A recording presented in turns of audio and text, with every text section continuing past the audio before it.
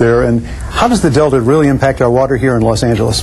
Well, you know, I think until you really see the Sacramento Delta and you begin to see the landscape surrounding the Sacramento Delta, you don't really realize how fragile that water supply actually is and how it is being compromised. Part of what we learned was that there was more salt water that was flowing into the Delta and not being washed out as well as it used to be. So the quality of the water is being compromised. We also certainly were very aware of earthquake fault lines that would, if we had a major earthquake, would absolutely compromise the Sacramento Delta. We talked about how the lower lying agricultural farm areas causes that water to seep lower down into the land around the Sacramento Delta, which also compromises the availability of that water. So we learned a lot about that. I think the goal of that trip was to sort of scare all of us in Los Angeles about how fragile the Sacramento Delta's future water supply really is. And of course, you mentioned earthquake in Northern California. A big earthquake on the San Andreas in Southern California, we all know, could likewise disrupt our ability to get water from the Delta as well as from the Colorado River. Absolutely, which is really why I kind of wanted to bring this to the forefront of the City Council by having an entire City Council meeting that was dedicated to water, what we ought to be doing now to begin conserving and recycling our water. The other big factor, of course, is we're in the middle of a years-long drought. Hopefully it won't last too much longer, but it could. What mandatory measures are in place, and what else might we do to, for example, spark conservation around here? Well, you know, right now it is against the law in Los Angeles to water any hard surfaces. So you can't hose down your driveway or your patio anymore. You also cannot water your lawns during the winter time between about 11 o'clock in the morning and 3 o'clock in the afternoon. During the summer, you're not supposed to water it between 9 a.m. and 5 p.m. In the restaurants, you should not be served water in the restaurant unless you ask for it. So those are some of the mandatory, restrictions that we have right now. We also sometimes hear the word rationing tossed about in relation to our water crisis. What sorts of measures might we be forced into in the future, do you think? Well, you know, in the early 90s, we had sort of a water rationing program in effect. I think we ought to look at other cities who right now have a little stricter mandatory water usage laws on their books. For instance, Long Beach, it's a little more severe in terms of when you can water your lawns. I think they only allow people to water their lawns on a certain day of the week. Those might be things that we might look at. Also, I think we need to get more serious about having people planting drought-resistant landscaping around their homes and around new developments. I think the days of huge lawns in the front yard and the backyard may be over. We just can't afford to use our water in that way if there's going to be a time when we have a real shortage. Well, you're certainly getting the message out here, but how do we educate everybody about water conservation? And not just in the city of Los Angeles, because it's a regional issue. I know you consider neighborhood councils a tremendous resource. I do, and that's one of the things I asked for during that city council meeting. Was I really wanted to get DWP to begin working more closely with neighborhood councils. Neighborhood councils are all over the city. We have one in almost every community in the city of Los Angeles. Just like we have educated them about emergency response. We have a lot of those people who are CERT trained, so in case of a major emergency, they would be able to be one of the first responders. I think in the same way, we get neighborhood councils really understanding this water crisis that we are experiencing and see if they might not take that message to their homes, to their schools, to their businesses, to their churches, and make sure that everyone is aware we just can't use water or waste water like sometimes we've been accustomed to in the past. Well, we're also putting more demands on the same water. Urban sprawl and growth contributing to the demand on our water supply. What changes might we see in the future for example, planning and land use management? Well, I think we just can't be anymore approve, development plans that don't really address water usage. I don't think we should be approving plans for any kind of density or any kind of growth anywhere without really looking at how that that's going to take a demand on our water supply. I think we should start looking at purple pipes more seriously, and I think we ought to maybe look at charging developers a fee for water usage, or to encourage purple pipe usage. Just like we charge them for Quimby fees, we charge them for parks. So this might be something we look at in the future. Quimby fees, of course, are those fees that developers have to pay that would go into green lands within development areas. But you mentioned purple pipe water. Is this recycled water? Yeah, purple pipes is just the notion that you can have two separate pipes going in and out of either a house or a business. One is for recycled water and the other is not recycled. And there's a lot of uses for recycled water. In fact, there's almost every possible use for recycled water. We ought to be using more for landscaping. We ought to be using more to run businesses. I know down in the refineries in the harbor area, they use water for their business. We ought to make that recycled water as opposed to fresh water. You mentioned at the very beginning, when you introduced the whole topic before the Tuesday session, in your list of agencies that would be involved here, you mentioned the Bureau of Sanitation, and I assume that's where the BOS comes in. Yeah, absolutely. Well, we need to get them looking at ways that they can also begin to use recycled water and have conservation within their own department. One of the things that concerned people, of course, I think this is also sometimes called gray water, is the possibility that it might not be as clean as other water. Sometimes water that's been treated and cleaned up and filtered and all that is actually cleaner than some of the water that we otherwise encounter. Well, we in America sort of need to get over that kind of ick feeling about recycled water, because that is absolutely right. Really, recycled water, by the time it's gone through the system, actually is pure water than when it started. There are places in other countries where water is used 6 times before it's finally, let go. And we need to get over that feeling that we cannot use recycled water in a lot of ways. Once it goes through the system, it is absolutely pure, it's drinkable, and we need to get to a place where we understand how we can't just continue to use water one time. Well, to get to where the legislative rubber meets the road, you introduced several motions on Tuesday for the Council to consider. Can you briefly go over those motions and the results you expect? Well, one of them was I really wanted DWP to work with the Department of Neighborhood Empowerment to see how they might reach out to neighborhood councils to get them this message about conservation. I also asked the department to have Orange County come in and make a presentation because Orange County has done a very successful purple pipe recyclable water program, and I think we always ought to take a look at other areas to see who's done it better than we've done it.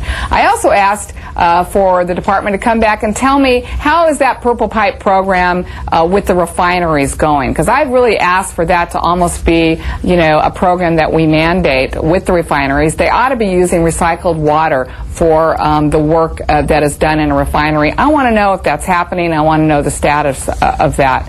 And I also wanted to know what are all the technologies that we have right now and we can use in the city to capture runoff water. There's these permeable cement or materials that we can begin using on our streets, on playgrounds and parks, so that when the water goes down, we capture it in our aquifer underneath the ground, and it doesn't just run off. So I wanted to know, what are these technologies? Is the City of Los Angeles up to date on everything we can do to conserve, to recycle, and to capture the water that we have in the City of Los Angeles? From what you just said, I'll bet you just triggered some questions of people watching saying, wait a minute, when it rains in Los Angeles, and it used to rain and it probably will rain again, all that water goes into the LA River and the other concrete little canyons that we put for rainwater, and it just flows out to the ocean and we lose it. Right. There's actually new material, permeable material, that the water will seep through, and we can actually capture it and reuse it as opposed to having it run off into the ocean. Critically important issue, and we thank you for coming in. District 15 Council Member Janice Hahn, thanks for joining us on Council Week in Review. Thanks for having me, Jack. And to learn more about water conservation and what you can do, log on to ladwp.com. You can listen to City Council meetings as well as committee and commission meetings on the telephone by using the city's council phone system. In the downtown area, dial 213-621-CITY. In West LA, dial 310-471-CITY. For the San Pedro area, dial 310-547-CITY. And in the San Fernando Valley, dial 818-904-9450. Just follow the recorded instructions for the meetings you want to hear. And we invite you to address the Los Angeles City Council on any item on the council agenda, as well as during public comment. You may come downtown to City Hall or go to the Van Nuys City Hall and participate via video teleconferencing.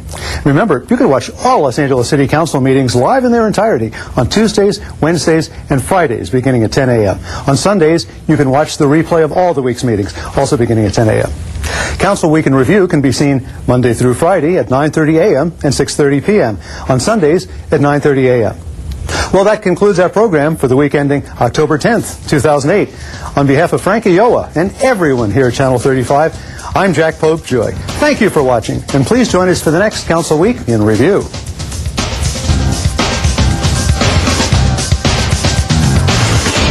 Emergency preparedness is everyone's responsibility. However, for people with disabilities, it's especially critical that we take the necessary steps to ensure our survivability.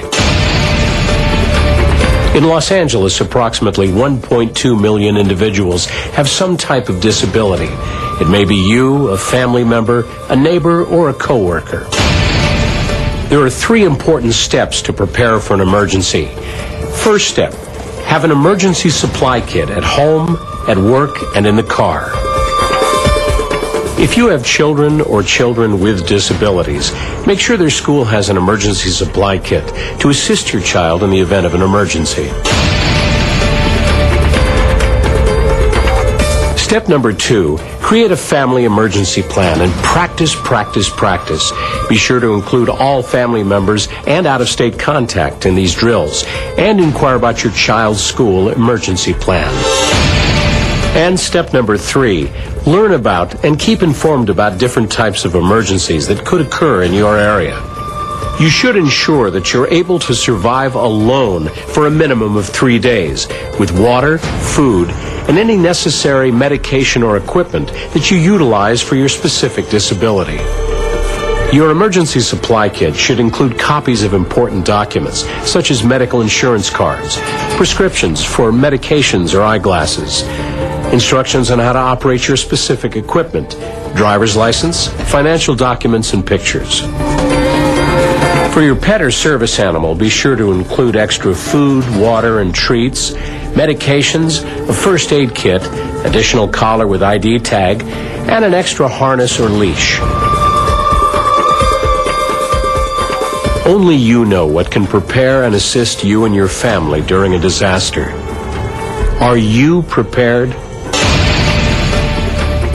For additional information, please contact the Department on Disability or the Emergency Management Department by calling the numbers on the screen or by dialing 311.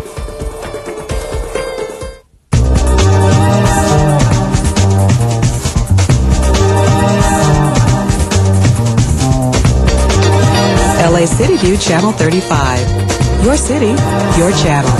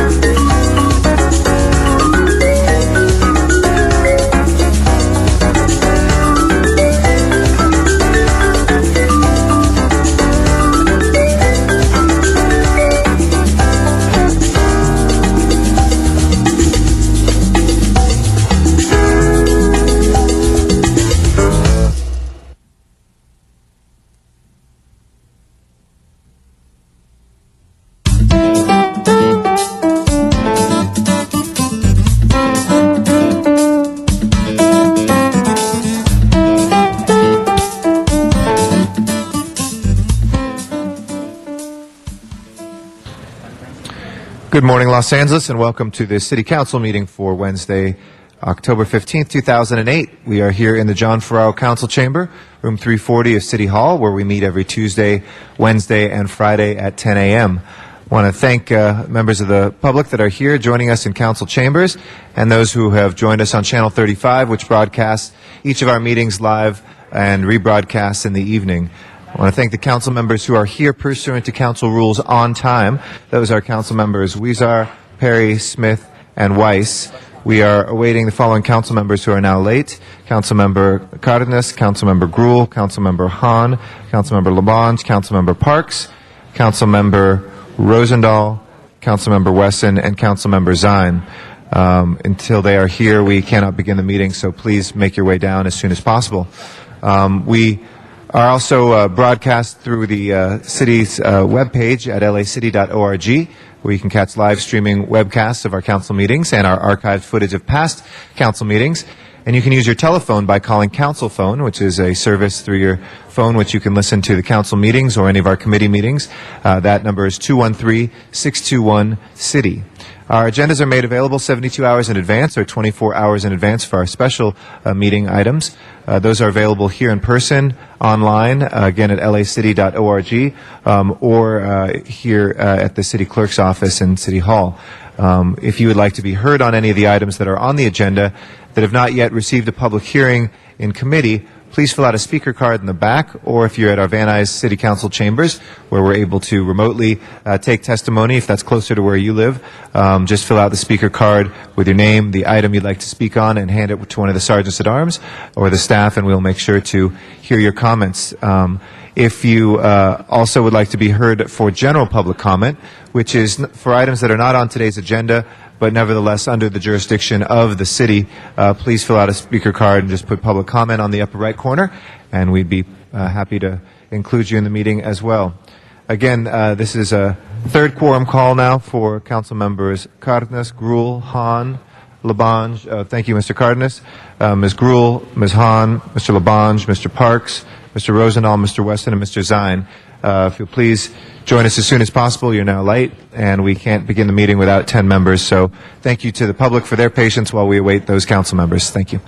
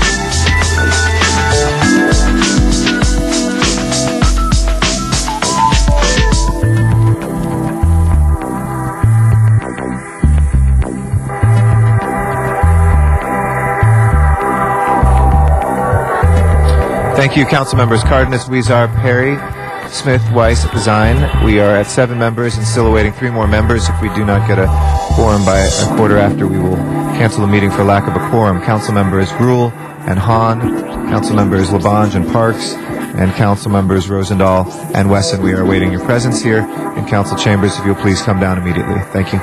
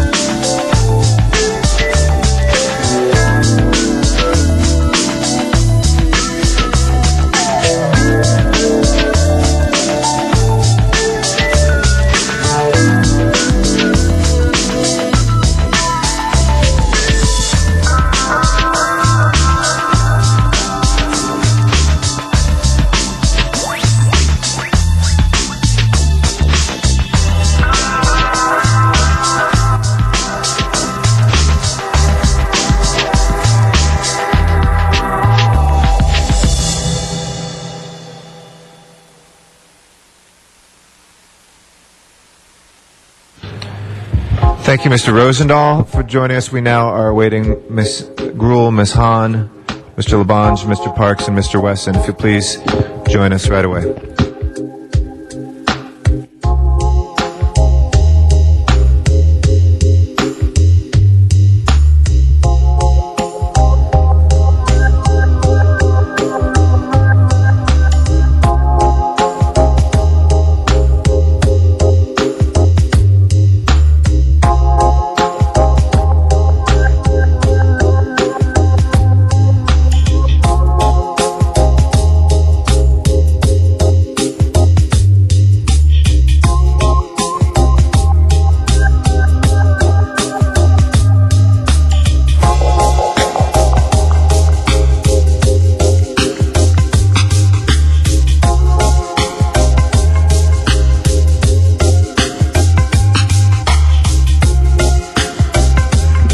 We now have a quorum. Madam Clerk, please call the roll. Alarcon, Cardenas, Gruhl, Hahn, Weezer, Labange, Parks, Perry, Reyes, Rosendahl, Smith, Weiss, Wesson, Zine, Garcetti. 10 members present and a quorum, Mr. President. First order of business, please. Approval of the minutes. Mr. Weezer moves. Mr. Parks second. Without objection, those will be approved. Next order of business. Commendatory resolutions for approval. Mr. Smith moves and Mr. Zine seconds. Without objection, those two will be approved. If we can run through the agenda, please. Before beginning the regular agenda, Mr. President, there's a request to continue several items. On behalf of Councilmember Hahn, a request to continue items 22 and 49 to October 29th. Okay, is there any objection, colleagues, to continuing 22 and 49? If not, we will continue those until, the 29th? Yes. Until the 29th.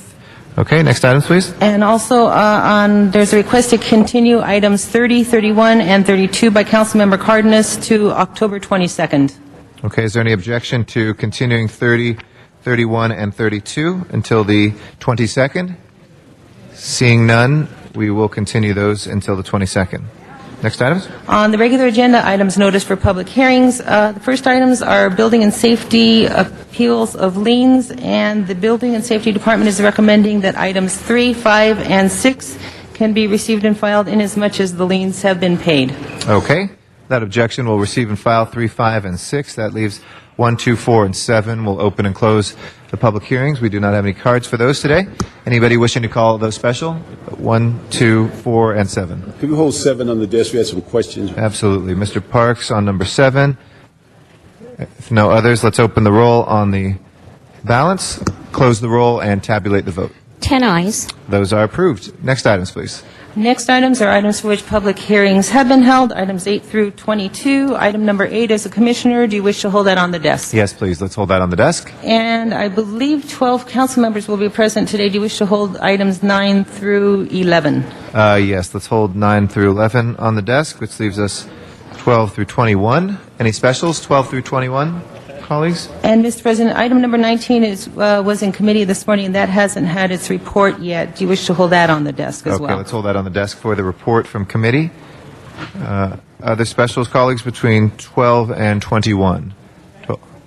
If not, let's go ahead and take that balance up. Please prepare the roll and tabulate the vote. 10 ayes. Those are approved. Next items, please. Next items are items for which public hearings have not been held, items 23 through 55. 10 votes are required for consideration. Okay, we have cards on number 34 and 50 and 52. We will open and close the public hearings on the others. And specials, Mr. Zine? 47 for Mr. Zine. Mr. Parks? We have 50 special, and also ask for it out of order. We have an attorney from outside counsel that's here on the clock, and so if we can... On number 50? Yes. Okay. We will... Oh, that's for, I think, a closed session one. Yes, Mr. Cardenas? On behalf of Councilman Alarcon, 53 to be held on the desk. Okay, 53. Other specials, colleagues?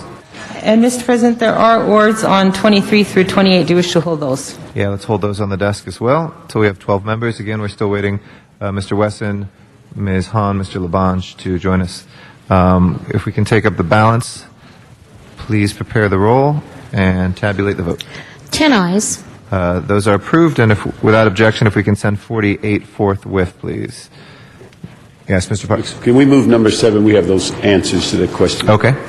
Let's take up 7 then. If we can please open the roll on 7, close the roll, and tabulate the vote. 10 ayes. 7 is approved. Next items, please. Next items, Mr. President, are the closed session items 56 through 60. Do you wish to hold those on the desk? Yes, please. Let's hold those on the desk. And special meeting won't begin until 10:30, so Correct. we will wait on those items. And then 64 is on the continuation agenda, Okay. and there's an amending motion that's been agendized, and I understand a substitute motion will be coming forward. Do you wish to hold that on the desk? Yes, please. Let's hold that on the desk also for 12 members as well. Okay. That will take us back for our commissioner, and then we'll go to general public comment. Yes, sorry, Ms. Gould? Do we do the supplemental agenda? I didn't We did hear. the supplemental, but not the special, because it's not till 10:30. I didn't hear 61. We wanted to hold that That's on. a special meeting, Okay, so we'll get 10:30. Yep. thank you. We have item 8. If we can ask Mr. Matu to come forward. And I'm sorry, Mr. President, that was in committee this morning as well, and that hasn't had its report as yet. Okay, that came out of Shade Commerce. TCT, yes. Okay, well, actually, we're going to wait till the report comes. If we can, thank you. Just hold tight, and we will get that momentarily. That'll take us to general public comment, and our first speaker is Heinrich Kiefer. And after that will be Daniel Wright. Good morning. Thank you, council members. My name is Heinrich Kiefer. I serve as the president of the Kiwanis Club of Greater Highland Park. Kiwanis organizations around the world have adopted the slogan of serving the children of the world. It is with this in mind that our Kiwanis Club felt obliged to weigh in on the Griffith Park Cultural Historical Monument discussion. I'm here to report that on October 2nd, 2008, the Kiwanis Club of Greater Highland Park unanimously approved a strong support position for the designation of Griffith Park as a cultural historical monument. Thank you. Thank you, Mr. Kiefer. Daniel Wright is our next speaker. After that is Thomas Carver. Good morning. Good morning. Daniel Wright, 467 Crane Boulevard, 90065. Here today as the immediate past president of the Mount Washington Homeowners Alliance. The Homeowners Alliance has a current membership of approximately 580 voluntary members in our community. We rise today in support of the Griffith Family Trust's nomination of Griffith Park for cultural historical monument status. The Mount Washington Homeowners Alliance has submitted a letter to the Cultural Heritage Commission in support of this full monument status. Griffith Park is this city's most important open and green space. Griffith J. Griffith intended that the park serve as a place of quiet contemplation and connection to nature and wildlife in an urbanizing city environment. The Melendez Master Plan for Griffith Park that came out last year caused great alarm because it contained amusement park type uses that are largely not contained in the park. And there was concern that commercial interests were attempting to influence this city to obtain land for such uses in Griffith Park. At the first Cultural Heritage Commission meeting on the monument nomination, unprecedented testimony was given by city utility managers opposing the monument status on a claim that it would make it difficult to maintain the utilities inside the park. We question how it is that none of the city's utilities managers ever objected to monument status of Echo Park, MacArthur Park, Silver Lake Reservoir, or the other 7 or 8 city park monuments that are full park monuments in the city. These objections do not seem well-founded. Accordingly, when this matter comes before the city, we urge that the monument status be adopted in full. Thank you so much. Thank you, Mr. Wright. And if I could just remind folks to please keep their conversations to a minimum or to move them to behind the chambers or outside, please, so we can hear public comment. Thomas Carver, is that? Or is it Carter? Carter, sorry. Like Jimmy. Thank you. And after that will be Lucy Caruso. Good morning. Good morning, Council, and congratulations, Mr. Garcetti, for walking the streets of Nevada on Obama. Having said that, I support the Griffith Park issues because it should be for the people, not for the 20,000 students that are truant from LAUSD on a daily basis. Having said that, how many of you have walked the streets of LA for truants? Well, if you were to ask Rocky Delgadillo why he signed an MOU that LAUSD currently still sends labels to the city attorney to put on letters to find 20,000 students not in school on a daily basis. Having said that, let's get the park back to the people, and each of you, please help Jack Weiss become city attorney so he can rewrite the MOU to automate the system and get a few $100 million saved in dollars. Thank you, Bill Gates, for being a high school dropout and solving the problem. And thank you, Mr. Garcetti, for walking the streets of Nevada. Thank you, sir. And just one point of information. I think he graduated from high school but never graduated college, Mr. Pardon me? I think Mr. Gates never graduated college, but he did graduate high school. I know. Yeah, sorry. I think you said high school dropout. Mama Garber says hello. Thank you. I appreciate it. Nice to see you. Lucy Caruso is our next speaker. After that is Arnold Sachs. Is Lucy Caruso here? Oh, there. Come on forward. Very good morning.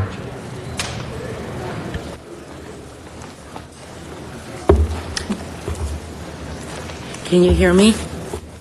How about now? Can you hear me now? Without being distracting? I can hear you. Sometimes when I come here,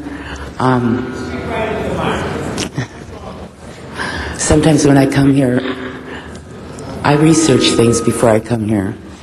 And sometimes I think that people don't really believe me, like when I say something, or they don't have to believe me or not believe me, but just kind of take into some consideration.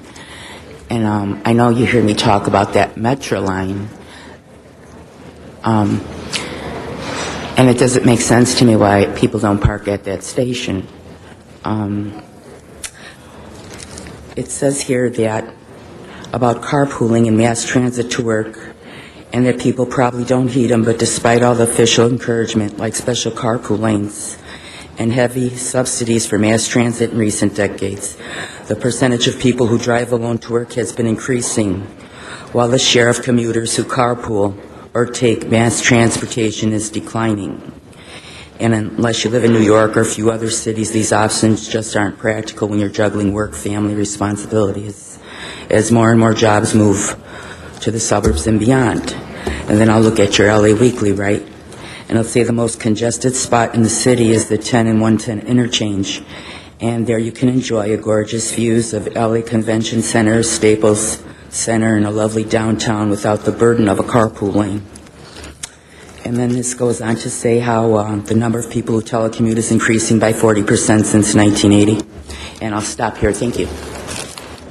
Thank you, Ms. Caruso. Arnold Sachs is our next speaker. After that is Johnny Summers.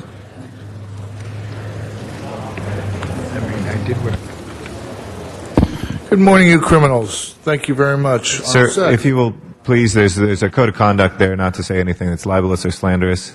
It'll be your first warning and your last one for today, okay? We'd love to hear your comments on items of substance. Please hold my time, sir, while you're Excuse me, sir, but name calling has no place in these chambers, okay? Go ahead. Please prove me incorrect, sir, when I discuss the items that I bring before you. I'm still waiting for explanations. I'm waiting for an explanation from the city attorney. We'll hold your time, but as a point of information for you and all people who come here, we have a permanent, and I know she spent some considerable time with you, member of the city clerk's office, who not only explains different issues where folks don't know, but can point you to the departments to help you get that information that you need. We have hired that person. They're available for the public, and our staffs as well have spent considerable time also explaining things. So, and we're happy to continue doing that, but I just want to put that on the record as well. Please continue. Thank you. Nobody's explained to me how you can have an agenda item discussed, how you can have an item discussed that's not on the agenda. How the public is repeatedly told that they're going off topic, yet when the city council is off topic, there's no reprimand. Or there is a reprimand at certain times. Mr. Rosendahl, Councilman Rosendahl, has been reprimanded twice by the city attorney, but nobody reprimanded any council members for discussing the contract that was held at the convention center. All that was discussed here was a contract between AEG and the convention center. But AEG wasn't on the agenda. The Los Angeles Land Arena Corporation was on the agenda, yet nobody explained anything about that. So when you explain those things to the public, then I have no problem.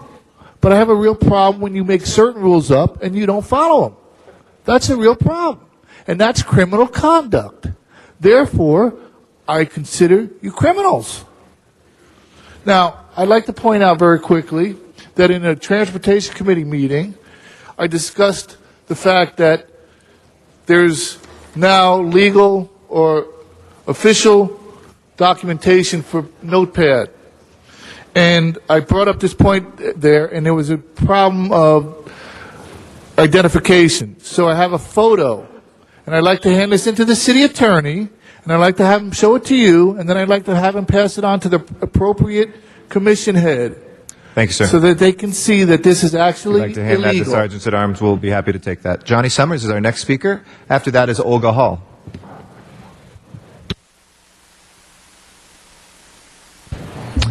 Good morning. My name is Johnny Summers. Will you just move the microphone down a little bit so we can hear you better? Thank you so much, ma'am. Okay. My name is Johnny Summers, and I'm here to support the monument at Griffith Park for it to become a cultural monument. At the turn, the late 1800s, the early part of the 1900s, both Loomis and Griffin were visionaries of their time. They both were aware of developers coming in because the land was changing.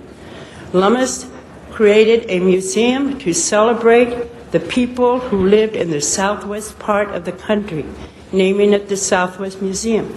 Griffith donated land for Los Angeles to preserve, keeping developers out. And my opinion, that's the way it should be. I think the message, if this is lost, is that you are sending a message to anyone who would donate to Los Angeles. Do not donate with conditions, because when you pass away, we will not honor you. Thank you so much. Thank you very much, Ms. Summers. Our next speaker is Olga Hall. After that is Oscar Johnson.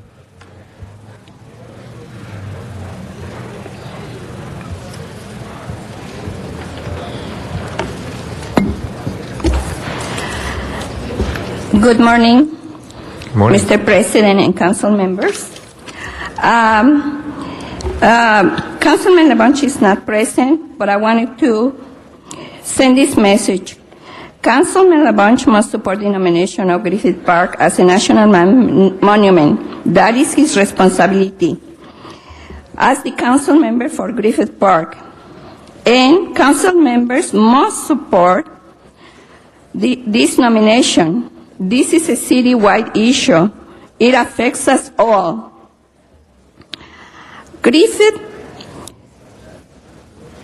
just one second. I want to quote the following quotation. Cowardice asks the question, is it safe Expediency asks the question, is it politic? Vanity asks the question, is it popular? But conscience asks the question, is it right? And there comes a time when one must take a position that is neither safe, nor politic, nor popular, but one must take it because it is right. And it is right to support the nomination for Griffith Park. Thank you. Thank you very much, Ms. Hall. Oscar Johnson is our next speaker. After that is Guillermo Reyes.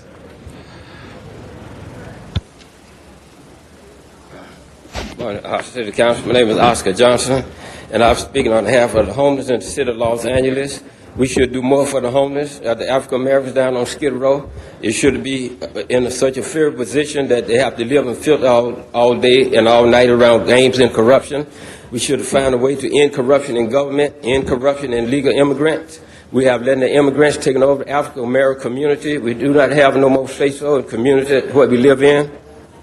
It's been reported that numerous of illegal immigrants are managers of liquor stores in Los Angeles, and the numerous of illegal immigrants are managers of food for less stores in Los Angeles, and the many food for less stores in Los Angeles sell outdated food, shouldn't be sold. We need to bring some intervention with our youngsters today. We need job training and education. And the district attorney get $26 million a year to fight gang violence, but we do not get anything to prevent gang violence because our youth need something to do. We need work to do. We should be find a government that will care for all people instead of just a few people. We should try to restore the resources in our community, though. We should spread the resources in our community. As the African Americans today, we face the worst form of genocide since we be free from shackles in the 21st century, and our government is turning their back on us. We have no communication with the people that are sworn to represent us. We need a fair government. We need a better government. We need our politicians, our leaders to be accountable for their action with that train work. That we need better buses on the MTA line. The MT line is a fraud, and the train work, worst traffic that happened with the MTA buses with the Interlink shouldn't have been happening, and we should make our mayor and our district attorney and our chief of police and the sheriff be more accountable for what they're doing. We got the wrong people in front of us that have authority over us, but not over us, that don't care about us. Thank you. Thank you. Our next speaker is Guillermo Reyes, Jr. After that is Michael Carrion. Good morning. Good morning, Councilman. My name is Guillermo Reyes, Jr. I'm at 1507 Kemper Street in Los Angeles. I'm a Vice President of the Friends of Cypress Park Improvement Association and a board member of the Greater Cypress Park Neighborhood Council. I've had 5 generations in my neighborhood there and have been able to enjoy the park, Griffith Park. As a kid, I remember walking up there, and I've got my grandkids playing in that same area. I'm here to support the Griffith Park as a national cultural monument and hope that you guys realize that we need a park in our area that can stay that way. We don't need more commercialized, or we don't need it to become a commercial business. So I'm here in support of the Griffith Park as a cultural monument. Thank you. Thank you very much. Michael Carrion is our next speaker, and then Luke Swetland. Yes, my name is Michael Carrion. I'm from the 14th District. I'd like to bring to your attention, the other day on Channel 35, Mr. Weezer was on there, and he made a statement that the Belmont complex was able to be mitigated, but didn't. I'd like to know why. He said it was nothing but politics. Hundreds of millions of dollars were spent on the Belmont Learning Complex, and Mr. Weezer knew about it. And he stated that it was able to be mitigated, but it was nothing but politics while he was on that board. In the same interview, Mr. Weezer goes about 12 to 13 times mentioning how great he is in Boyle Heights. Not once did he mention anything that he did in El Sereno. Once again, he forgot that El Sereno was part of his district. He did mention that there will be 25 bars and restaurants on Broadway. That means that 12 blocks is going to have approximately 2 bars and restaurants each. Wow, if that's not supporting alcoholism, I don't know what is. Mr. Weezer gets a joke out of this, and he always stands up at the end of the day to make a little comment. Mr. Weezer was invited to El Sereno for the functions we had and failed to appear once again. I do like to take this moment out to thank Zuma Dog, did show up. An activist here in this chamber shows up, but our own representative did not have time to show up. Once again, he was too busy. Guaranteed, if this were to be held in Boyle Heights, he would have been there. I see we have one of our previous councilmen here, which had a stadium put up in his district. We can't even get some grass put up in ours. We got our sidewalks are falling apart, but Mr. Weezer's department decides to extend them instead of installing sidewalks where there are none. Wow. It's Mr. Weezer. Correct something for the record. I never stated I was going to put up 25 bars on Broadway. And Mr. Carrion, we always welcome you here, as my office spends about 20 hours with you each and every week correcting things in El Sereno. So thank you for your involvement. We take down the graffiti you request, and we're constantly involved in El Sereno. Thank you very much. Thank you very much, Mr. Weezer. Luke Swetland is our next speaker. After that is Pamela Hanna. Good morning. Good morning. Thank you. My name is Luke Swetland. I'm the Vice President and Chief Operating Officer at the Autry National Center of the American West. As part of the conversation about the designation of Griffith Park, there have been certain mischaracterizations about the Autry and its relationship to the Southwest Museum. And to the end of clarifying those mischaracterizations, we've prepared a brief fact sheet, which I've requested the Sergeant at Arms to distribute to each member of the Council. And the Autry stands ready to answer any questions the Council may have about our relationship with the Southwest and our intentions towards it. Thank you. Thank you very much, Mr. Swetland. Our next speaker is Pamela Hanna. After that is Marilyn Kim.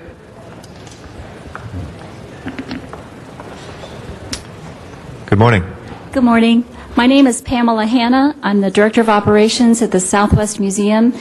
I and two other staff members from the Southwest Museum are here to read letters of support that we have garnered from many of the tribes across the country, including our own area here in Southern California. I, in particular, am reading a support letter from the Arroyo Seco Museum Science Magnet School, signed by the principal and the museum teacher. We are writing to express our gratitude for the support the Autry National Center is providing to the Museum Studies program at Arroyo Seco Museum Science Magnet School.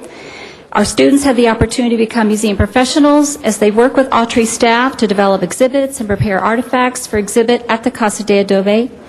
Our students work with teachers as they research California history, develop tour scripts, create lessons plans for other visiting schools.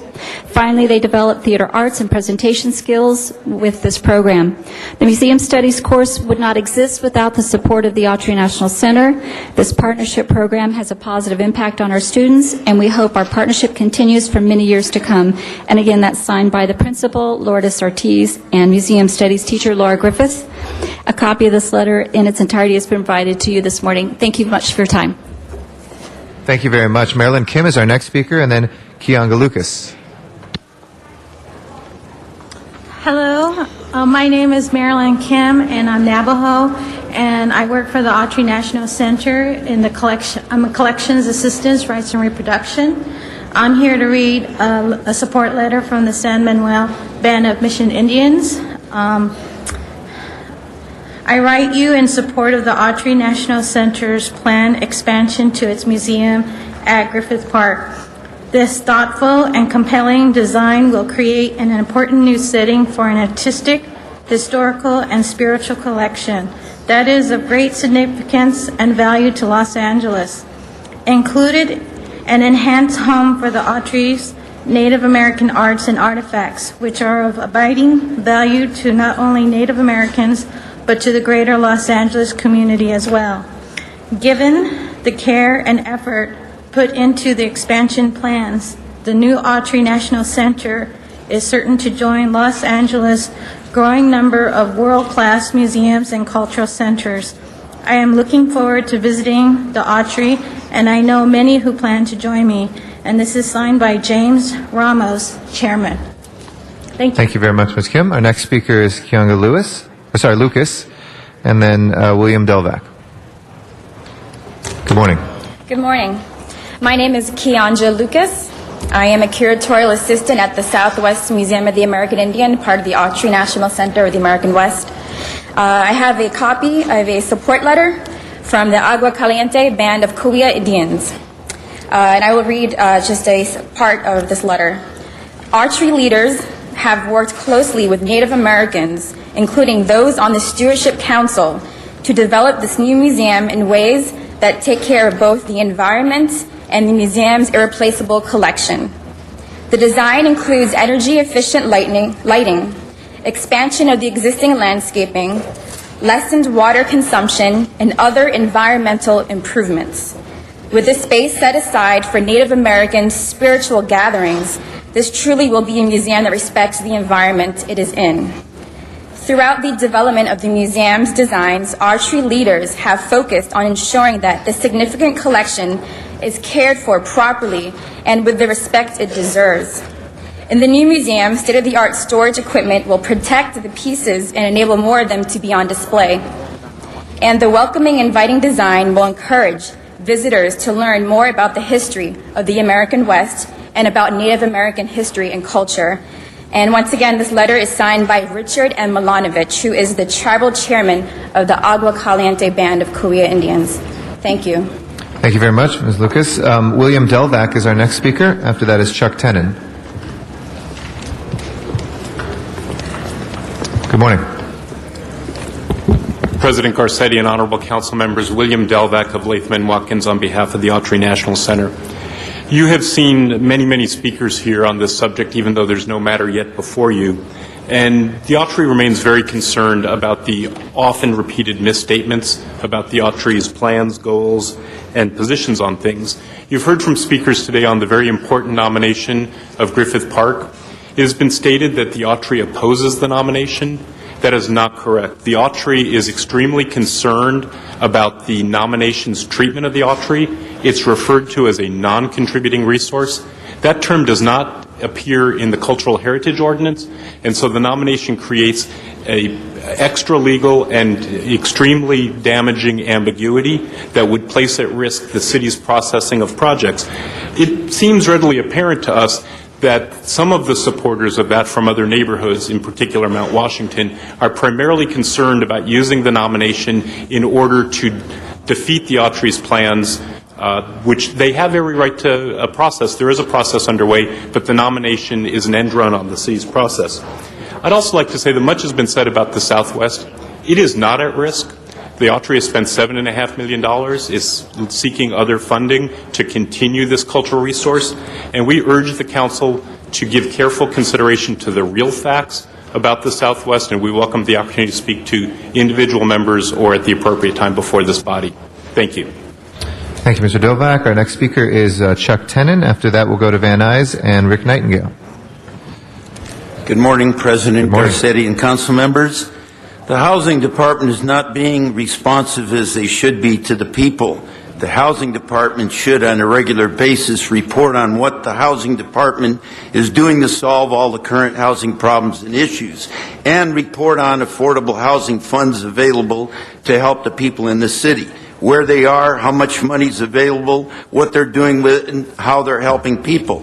The city controller, in her 2005 audit, stated that DOT has $365 million in special revenue funds for traffic mitigation impacts associated with new developments in our residential neighborhoods in 81 separate mitigation accounts. Where did all that money go? Yet the City Council passes motions to do studies, and they don't have the money to do it. Under existing law, as stated in AB 1358, is to accommodate the safe and convenient travel of users of streets, roads, and highways. This includes existing major thoroughfares in our communities like Magnolia Boulevard in Councilmember Wendy Gruhl's CD2 district, which is a secondary substandard highway, pertaining to land use extent, which includes planning, transportation, and density development that meet the needs of all the users. And also at the Marine Life Protection Act meetings, our state strongly indicated that they want to control everything and take away as much recreational activities as they can, which will damage and impact the recreational industry and our economy in Southern California. the city of Los Angeles needs to get involved to minimize it. Put a resolution forward to do that. Thank you. Thank you, Mr. Tenen. We'll next go to Van Nuys for Rick Nightingale. Then we'll come back here for Kristen Sabo here in Council Chambers. Good morning, Mr. Nightingale. Good morning, Rick Nightingale. Mr. Sachs made a lot of statements in the last couple of days, and I'll have to say, nobody gives any answers about this. I hate to, the Daily News is about the only one we can trust. The L.A. Times, man, they're so off the left, it's unbelievable. But I wish the Daily News would do something, because that's the only way we can get any information from any of you people if some of these answers were put in the paper. Because there's no other way for us really to get it, even on the blog, on the computer and all that. You don't get all the facts, because a reporter can get more information than what other people just state on the computer. Something has to be done. I mean, because basically, I hate to use the word, you guys are like God. Nobody's over your head. Each one of you, it's a pack, and nobody goes against the other person. That's just like being in a fraternity. Nobody goes against one another. And something has to be done to turn around and get some information and know what you people are doing. It was in the paper regarding that the mayor and the rest of you people think that anybody who makes under $90,000 is going to be poor and they're going to get some reimbursements and so forth. I'd like to know how many people make more than $90,000 and how the city is going to support all these people that you people are trying to make it between the rich and the poor. And that's where it's coming. And there are words for that, and let's don't even get into that. And I just don't know what you people are going to do about it. It's just something that has to be done. The same as, you don't get back with anybody that you do say. I'm still waiting for Mr. Smith that he pulled an in-run. I mean, said about my drag strip that it wasn't his district when I talked to him, and it really was. That was kind of a purple lie, if you want to call it. But, it's just things like that you just don't want to be honest with the people. And you're going to have to start, or it's time for you to be replaced. Thank you. Thank you, Mr. Nightingale. I think you'll see evidence of dissenting votes today on a couple items. Kristen Sabo is our next speaker. After that is Elaine Brown. Good morning. Good morning, council members. My name is Kristen Sabo, and I volunteer 800 hours a year for the City of Los Angeles, working for Recreation and Parks. I've come down today to speak about the historic application for Griffith Park, like many other people did. I realize that the park has to be located in one council district. However, its history represents the history of all of Los Angeles, and so I hope all of the council members take this application seriously and think about it in terms of what it means to them, not just another council person. The park, there's 9 or 10 parks in the city who are already cultural monuments, and it's really amazing that the Griffith Park is not a cultural monument yet. Some of the arguments that are being made publicly against this application have to do with infrastructure. The Cultural Heritage Commission has a long history of dealing with infrastructure. All of you council people probably have HPOZs in your districts. And you're talking about whole city blocks that have infrastructure in them. So the Cultural Heritage Commission knows how to handle that. Also, if you look at the restoration of the observatory, things like making a historical monument ADA compliant, putting in new restrooms, putting in an entire parking structure were handled deftly by the Cultural Heritage Commission. So I don't see the application as a roadblock to anything for the City of Los Angeles or for Griffith Park. I wanted to point out that the gentleman from Latham and Watkins made the statement about the Autry being a non-contributing resource. Technically, it's a non-contributing element because of the date that it was built, and that is the only reason for that particular statement being made by the applicant.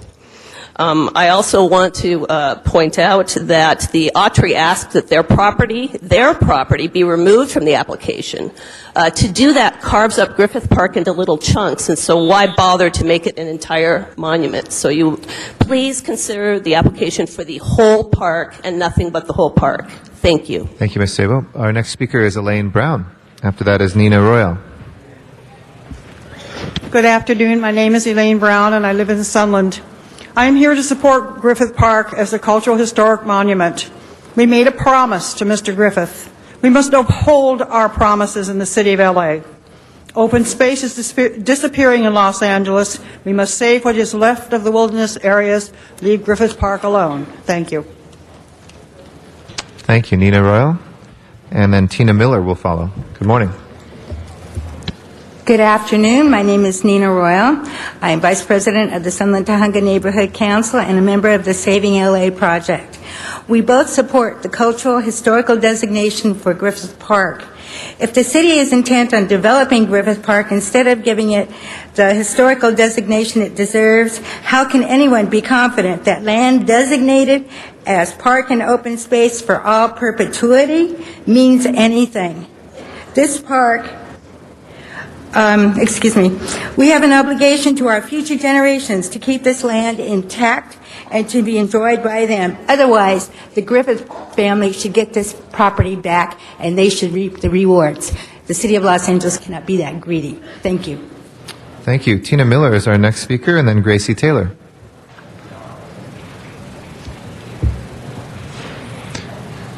Good morning. Good morning. I am here to support the Griffith Park nomination, and I ask, why would the council in the City of Los Angeles try to develop Griffith Park, an open space that was trusted to the people of Los Angeles? This sounds just like the bad loans that were made to people that took advantage of them and made money for the banks and the wealthy investors. Autry pays $1 to lease the land from the city per year, and we are being deceived and preyed upon by eager developers and city councilmen on the ready to make a profit. It is our right to demand that Griffith Park be free of development, as the Griffith family has determined from the very beginning.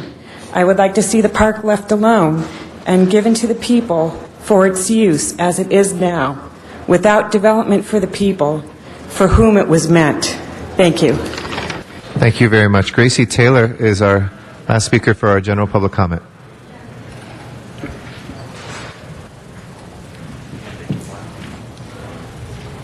Good morning, Ms. Taylor. Good morning or good afternoon. As you know, my name is Gracie. I'm here this morning to address an issue.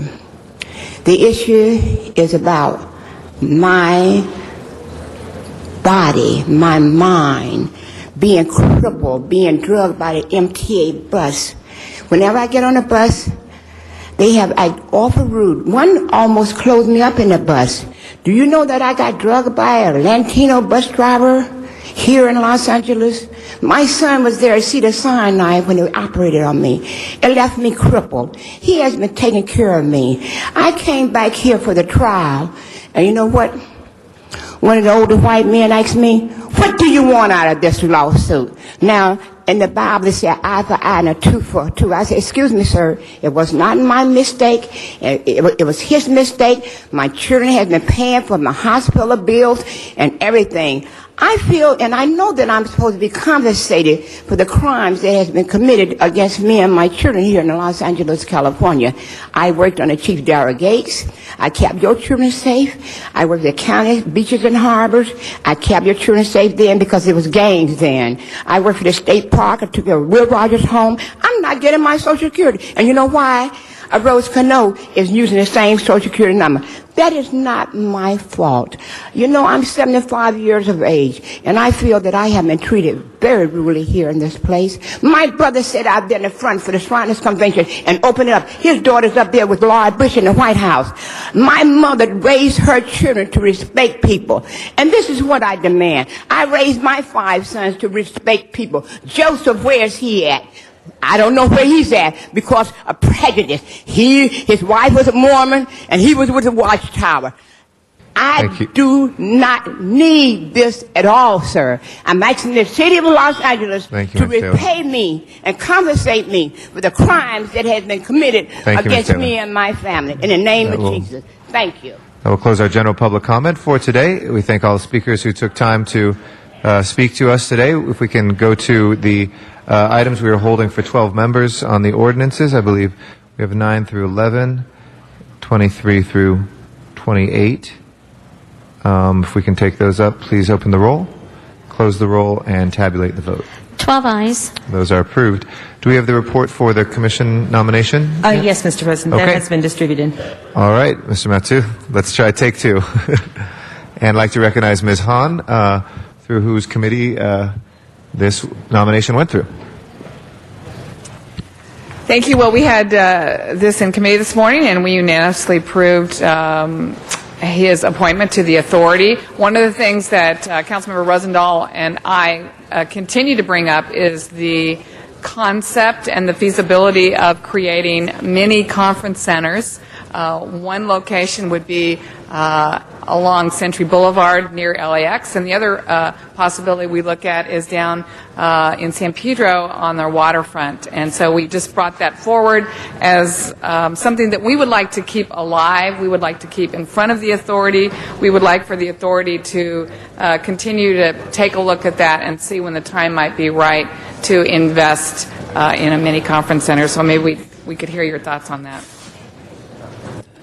Thank you, Councilwoman Hahn. I think it's important to have all options available to bring more people into the city. Tourism is a big part of Los Angeles. I remember growing up in the East Coast and thinking of Los Angeles as this fascinating place so far away. And here I am now, and I enjoy the city. And I think a lot of my friends back east think of Los Angeles as this magical city still, and why not bring them here and have options for them to stay and have possible convention centers in San Pedro and LAX, and it's something to investigate.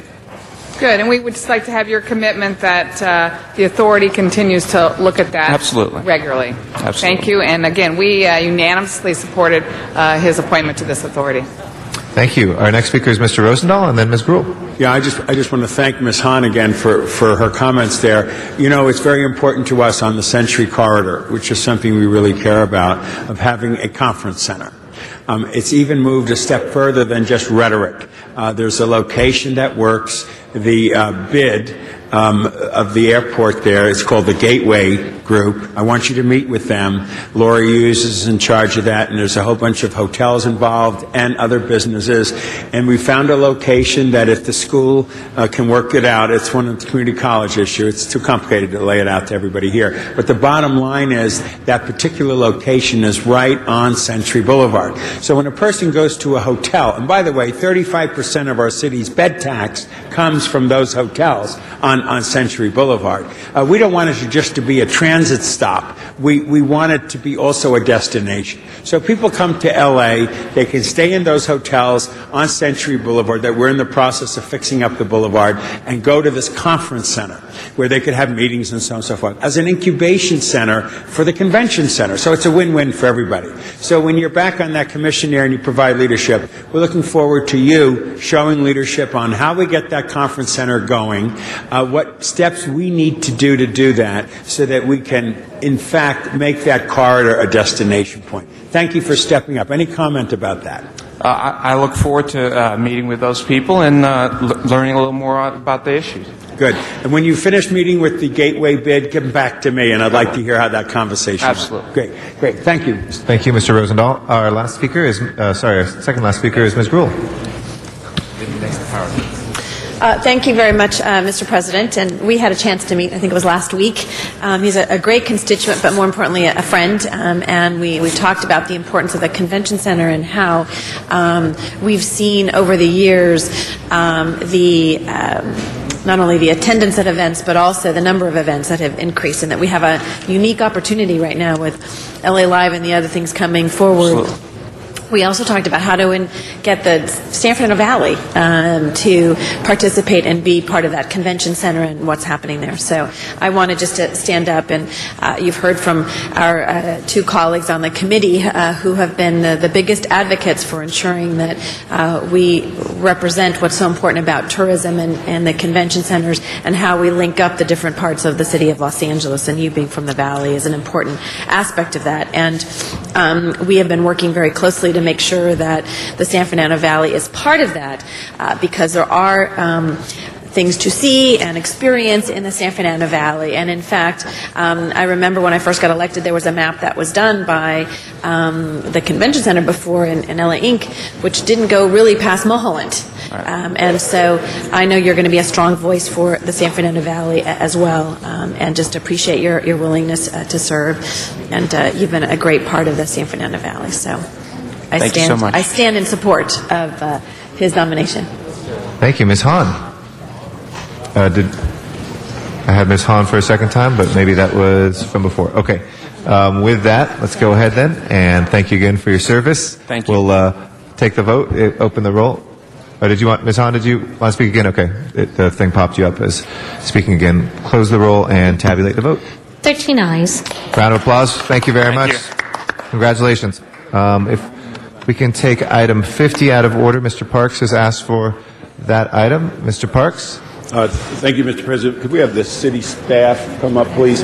Colleagues, what we wanted to do today is that this case that's before us on both open and closed session is something that the city has lived with for a number of years.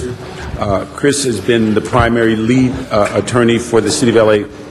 What occurred is we were just getting to the point of celebrating a major victory for the city. There was an article that came out that gave, in my judgment, some misinformation in how the city itself dealt with its billing as it relates to this. So in open session, we wanted to have Chris clarify that.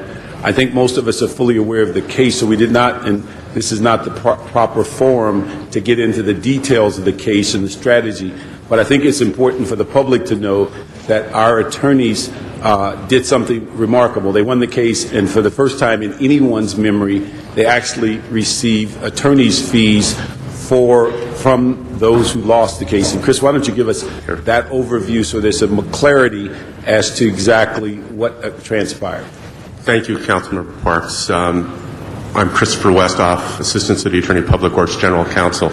And again, we have a full PowerPoint presentation prepared for the council, and we will answer all of your questions related to the strategy and the sophistication of the piece of litigation that we're talking about. But to sort of summarize the facts, we were forced to sue Kern County over an initiative that would have stopped us from land applying biosolids on our own farm in Kern County. We won a victory through a preliminary injunction, a summary judgment motion, and through a very novel approach, we were able to obtain attorney's fees of $1.1 million. Unfortunately, the way that was characterized in the newspapers was that we were reduced from 1.9 to 1.1, and I can tell you that it is extremely unique for a municipality to obtain an award of attorney's fees, period, but to have an award of $1.1 million is truly an extraordinary accomplishment. And with that, I would, the strategy around that and everything. And without going into the strategy, just give us some idea. Had we not been successful in the case, what would have been the cost to the city? The cost from to the their city, investment sure, in the future. We spent $9.6 million buying the farm in Kern County. We spent another $3 million improving the farm with roads and other infrastructure to make it better for biosolids land application and to improve the productivity of the crops we grow at the farm. We invested $16 million complying with another ordinance that Kern County passed requiring that only Class A biosolids be land applied within Kern County. That ordinance did not apply to 4 cities in Kern County that still land apply Class B biosolids, and it would have cost the Bureau of Sanitation an additional $4 to $5 million in increased costs if we had gone to other options available in Arizona and potentially to a combustion option through capital investment. So we're talking over 10 years about an investment of over $70 million, and over 20 years it escalates to over $100 million. Okay. And then tell us, if we had lost this case, what would have been the impact nationwide on this process? Well, this was an initiative that was passed by the voters in Kern County. If the initiative process remained available to the anti-biosolids people, and I can tell you there's a fairly small but organized group of people across the country who do not believe that biosolids should be land applied. I guarantee you, you would never win that election in any municipal entity throughout the United States. So it, in essence, would have taken away an EPA-approved option for all municipal entities that land apply biosolids. In California, 66% of all biosolids are land applied. Across the country, it's over 60%. So we would have lost that as an option, and the rest of the country would have ultimately lost it as an option. Okay, so that would, we'd say in advertising term, that would have been priceless as far as if we'd have lost that for the whole nation. This was an extremely important case, both for the city and nationally. It received national press across the country. I can tell you in the wastewater industry, we literally have drawn the line in the sand on this, and we did literally act as the point of the spear for the entire wastewater industry in protecting this as a viable and environmentally responsible way of handling a material that every city produces every day of the week, and we have no other way of getting rid of it. One other thing, Chris, could you explain to the council the issue of, and not going into strategy, but there were multiple firms and why there could have been an interpretation of multiple billings or interpretation of this joint effort and how that came about? Again, we're really close to the edge on strategy, but I can tell you that we needed two firms because we had two separate sets of issues that we wished to address. We had federal causes of action and we had state causes of action, and that essentially is how we divided up the work between the two firms that we hired to, again, protect a very important asset for the city. Okay. And then also, again, would you explain, just from your background and knowledge, how often a municipal agency recovers attorney's fees on these types of cases? Well, I can honestly tell you I don't think that any one of my colleagues has ever sat in front of the city council with telling you that we had just won $100 million attorney's fee award. In fact, it has never happened before. Rarely are municipal entities entitled to attorney's fees, and again, it was a somewhat novel strategy that was developed by the inside and outside litigation team that allowed us to at least obtain a portion of our attorney's fees back from Kern County. And again, this is on appeal, so we are still within that litigation and hoping to sustain that award on appeal. Okay. And so if we sustain that award, in essence, the $1.9 million we paid to our attorneys, and then what the award, in effect, this case and this win costs us about $800,000. That's correct, and that doesn't take into account the fact that if we win on appeal, we would potentially be able to recover additional fees on appeal that for the prosecution of that appeal. Okay, so there's a potential that we can recover even more.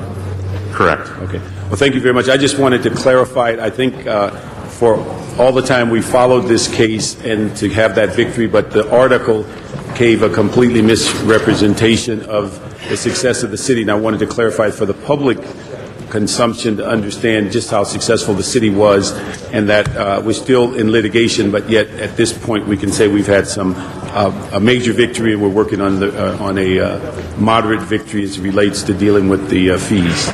The case itself, council member, was unprecedented, and the award of attorney's fees was also unprecedented. Okay, thank you. Thank you. Mr. Labange. Thank you. I just wanted to thank each and every one of you at the table for this here, and real important.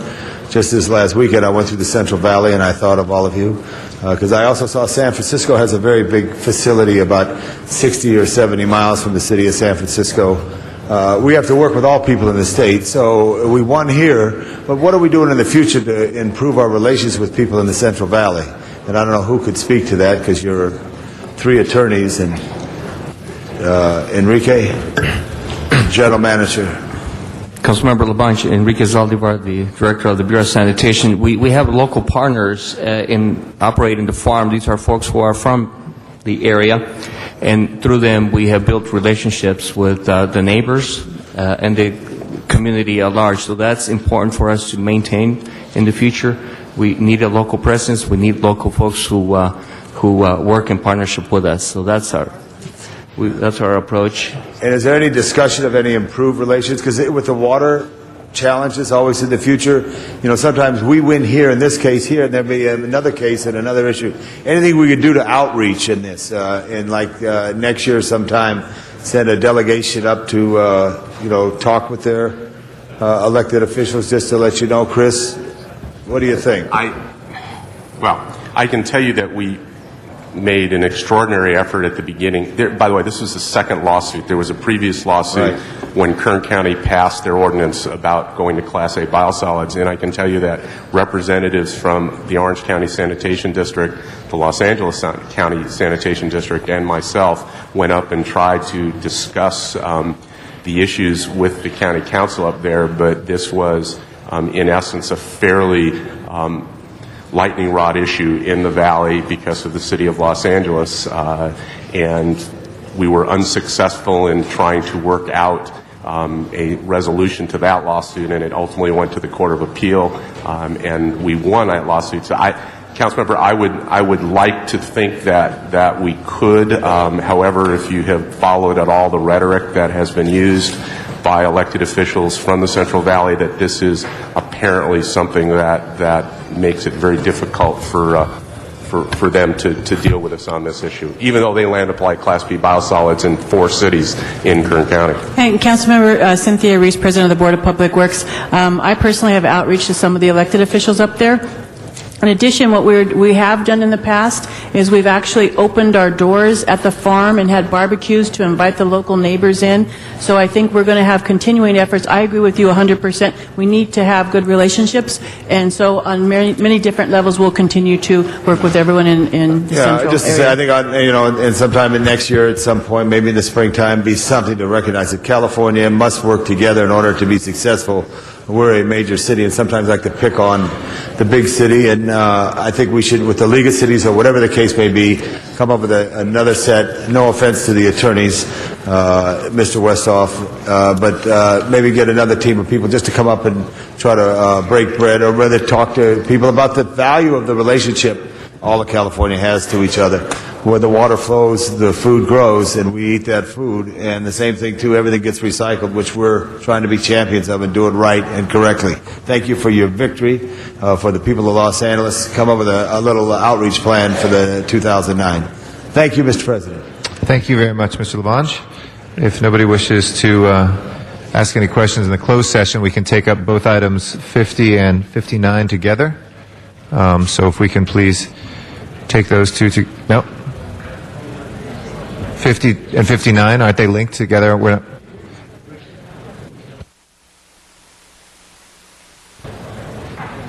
We have to, before we take any vote on item 50, we have one card. On 59, we don't have any. So Arnold Sachs on item 50, please.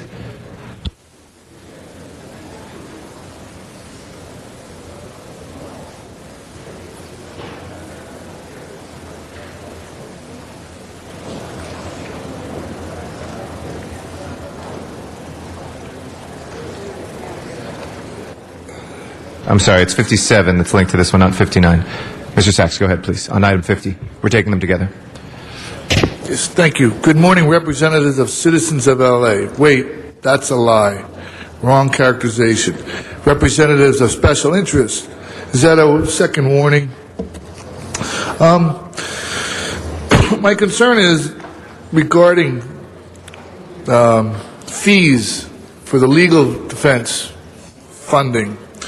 I believe the Housing Department just authorized spending, $4 million from new attorneys to cover legislation.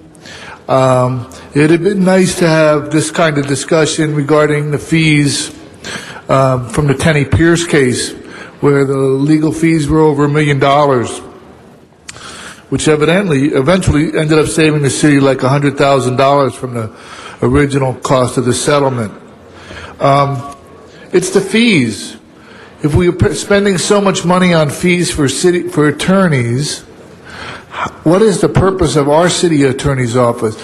I believe the auditor Laura Chick has asked for the expenses regarding the city attorneys. We're still waiting for a discussion on that. We're still waiting for an answer on that. Wouldn't you be interested in finding out what we're spending for attorneys versus what we're paying our own city attorneys, considering we have a supposedly $400 million deficit looming in front of the city council or the city of Los Angeles? Where are you going to what fees are you preparing to raise on the back of the public to cover this deficit? Now we'll close our general public comment on this if we can take up items 50 and 57 together.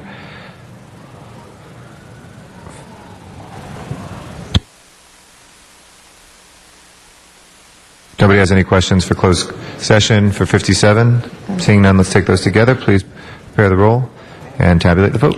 13 ayes. Those are approved. If we can call the roll for the special meeting, please. Alarcon, Cardenas, Gruel, Hahn, Weezer, Labange, Parks, Perry, Reyes, Rosendale, Smith, Weiss, Westenstein, Garcetti. 13 members present and a quorum, Mr. President. Okay, first items, please. First item, Mr. President, is item number 61, and that's the Planning and Land Use Management Committee report in Council District 2. And there is an additional exhibit that is in the process of being distributed to the council. Item 62, 61? Can we hold on the desk? You've got it. Other specials, Mr. Zines? And the next 62. items are items for which public hearings have not been held. Items 62 and 63, 10 votes are required for consideration. And on 63, there's a request to continue that matter for 30 days, and the new date is November 18th. Okay. There's no objection. We'll continue that to that date. All right. If we can continue those items back into the regular. Yeah, we have 61 and 62, both special. Ms. Gruel and Cards / Mr. Zine for 62. Do we have the report submitted for number 19 yet? Yes, Mr. President, it has been distributed. Okay, let's go ahead and take up 19 then. Please open the roll, close the roll, and tabulate the vote. 13 ayes. Okay, that is approved. And if we can go to the next item, please. Next item is item 34, and that was called special for cards. Okay, Mr. Sachs on item number 34.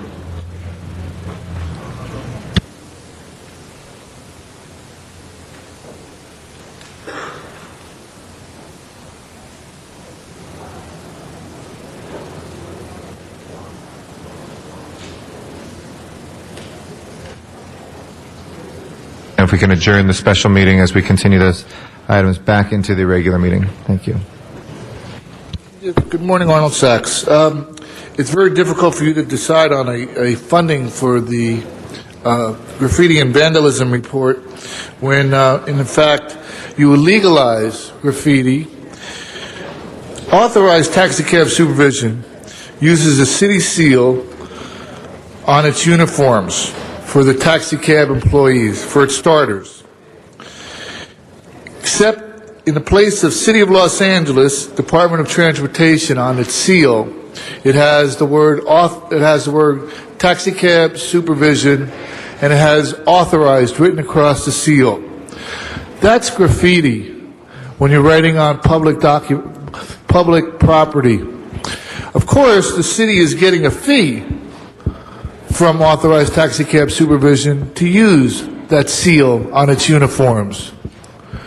Well, wait a minute. No, they're not getting a fee.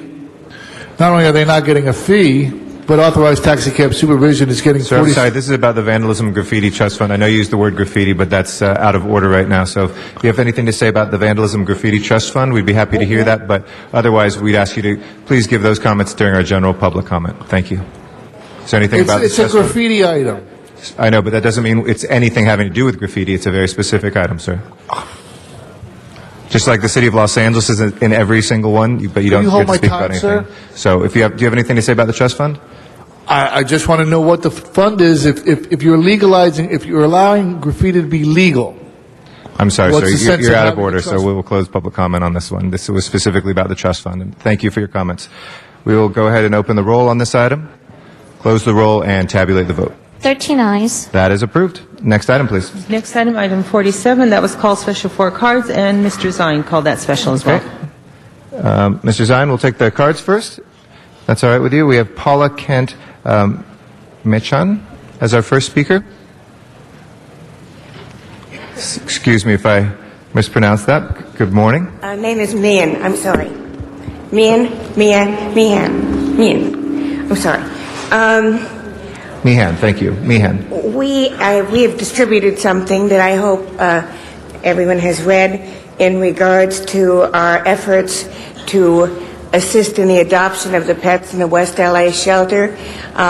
Over a year, it has been hundreds. But even the first time we ran the ad for the opening of the West LA shelter, we were able to, and we have a letter from the mayor in regards to that, make sure that more pets were adopted than what we are asking that Beverly Hills handle in a whole year. So, and we've run 3 or 4 of the ads. So we've been very, very productive, not only in assisting in a very large way the adoption of the pets from the West LA shelter, but we will be very appreciative of being accepted by the West LA shelter for the Beverly Hills pets. And there is also a letter here from the head of the West LA shelter certainly recommending it. Do you have any other questions? Why don't you sit tight? If we do, we'll make sure we reach out to you. Thank you. Okay. Okay, Bill Crow is our next speaker. After that is Melanie Posas. Good morning, City Council members. My name is Bill Crow. I'm the Director of the Beverly Hills Pet Care Foundation. And what you have before you that we passed out is several letters of support for the association between the City of Beverly Hills and the West LA Shelter for Animal Services. Also in that packet is the list of numbers of adoptions that we've been able to achieve through the years, and it well exceeds the number of animals that are picked up yearly by the Carson Shelter. Also, what we do is we advocate for all of the animals in all of the shelters and provide for needs that they may currently have problems with. We've supplied everything from tool sheds to power washers to refrigerators in the past, and we will continue to do that and continue to produce our pet adoption events and our pet adoption TV show to increase the number of adoptions and decrease the euthanasia rate. Thank you. Thank you. Our next speaker is Melanie Posas. Is that right? Yes, thank you. Good morning. Good morning. As the president of the Bark Avenue Foundation, I fully support the Association of LA Animal Services and the City of Beverly Hills. We attend all of the pet adoption events held at Roxbury Park in Beverly Hills, along with all of the city shelters, and they are highly successful. Beverly Hills donates the park for this purpose and has always proven to be highly responsive to our needs when we are there. Further, the Beverly Hills Pet Care Foundation's programs to find homes for homeless pets, not only from the West LA shelter, but other city shelters, significantly overcompensates for the slight possibility of additional animals at the West LA shelter. This is a win-win situation for the City of LA and the lost animals of Beverly Hills. Thank you. Thank you very much. I'd like to recognize Mr. Zine. Thank you, Mr. President. Do we have the department represented on this matter?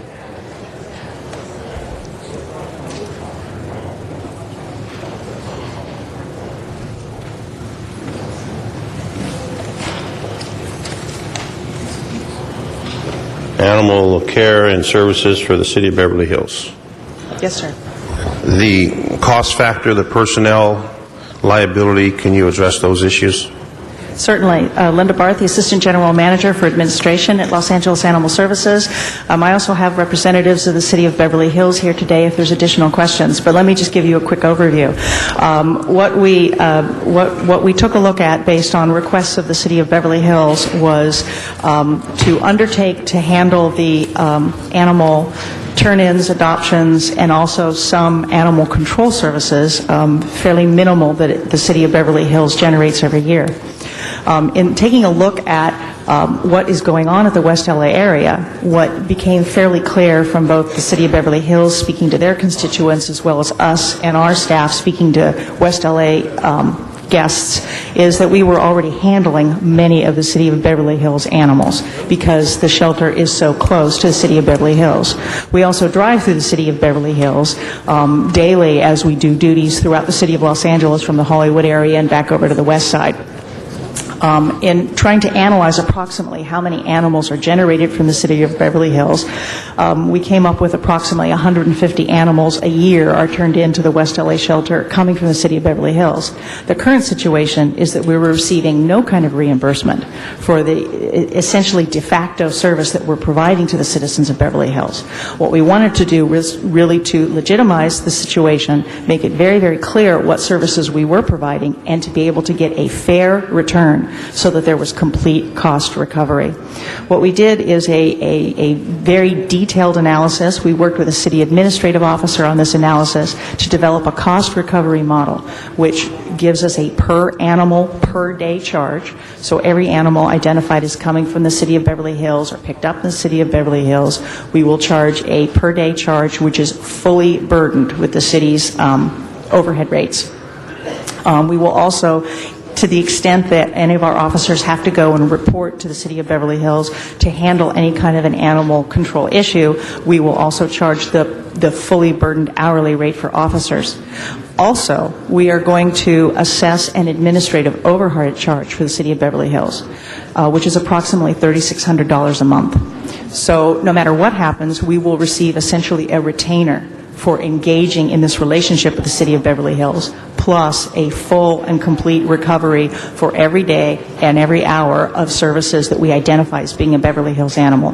Right now, although we estimate we are handling 100 to 150 of their animals, no one admits that because it's outside the city of Los Angeles, and we receive no kind of reimbursement whatsoever for the services we're providing. Who handles the services in Beverly Hills now? The county of Los Angeles has a contract with the city of Beverly Hills, and the Carson shelter is the shelter that would receive animals from the city of Beverly Hills, but residents simply are not driving to that area to use it. And what's the cost factor to the county versus the cost factor to the city of Los Angeles? I think the county is charging, and the city of Beverly Hills can probably answer if they can exactly come what forward to the charging table, that'd be appropriate. I think it's under $50,000 a year, less licenses, but just give your name and who you're with. George. It'll come up, George. It'll come up. George Chavez, City of Beverly Hills Assistant Director of Community Development, and our costs with the county are approximately $50,000 a year. And what do we estimate the cost for the city of Los Angeles to be, the total cost per year? Approximately $100,000 a year is what we estimate. It will be no less than $12,000 because of essentially the retainer, the administrative overhead. And based on estimating this approximately 150 animals, we estimate it will be approximately $97,000. We have developed a formula, by the way, that allows us each fiscal year to retool the hourly cost based on whatever the current wages are and whatever the current cap rate or overhead rate the city is assessed for that year. So each year we can just change the hourly rates and the formulas. It will give us the new rate that we will charge Beverly Hills going forward on an annual basis. So it'll be a cost benefit to the city of Los Angeles? Yes, sir. This process. The policy of Beverly Hills, do they have a no-kill, low-kill policy? What is their policy on euthanasia of animals? At this time, we do not. However, we will be accepting and adopting all of the City of Los Angeles code requirements, which includes that. So the contract with the county, there is no agreement whether it's a no-kill, low-kill, whatever the county policy is? That's correct. That is correct. So Beverly Hills doesn't have their own philosophy or own policy on that at this time? No, we adopt the county code there. Okay, and I don't know what the county policy is, but I know ours is trying to do a low-kill, no-kill within the city of Los Angeles. And they will adopt the mandatory spay-neuter as well. Pardon me? The mandatory spay-neuter ordinance of the city, they will also adopt that. Okay, so Mr. Zine. Personnel, I think I get 6 minutes? Yeah, you have 10 seconds left. Sorry. All right, see, I knew I was shy of 6 minutes. My last question on this round, is there additional personnel going to have to be assigned to the department to accompany this Beverly Hills deployment? No, sir. Again, we anticipate that basically we're just going to be reimbursed for animals that we have already been cared for. I mean, the personnel to pick those animals up, equipment, et cetera, we're going to do it with existing resources, or are you going to be applying for additional resources? There will not be a need for additional resources. We consider that the number of animals we'd have to go up to be very minimal and can be handled with our regular workload.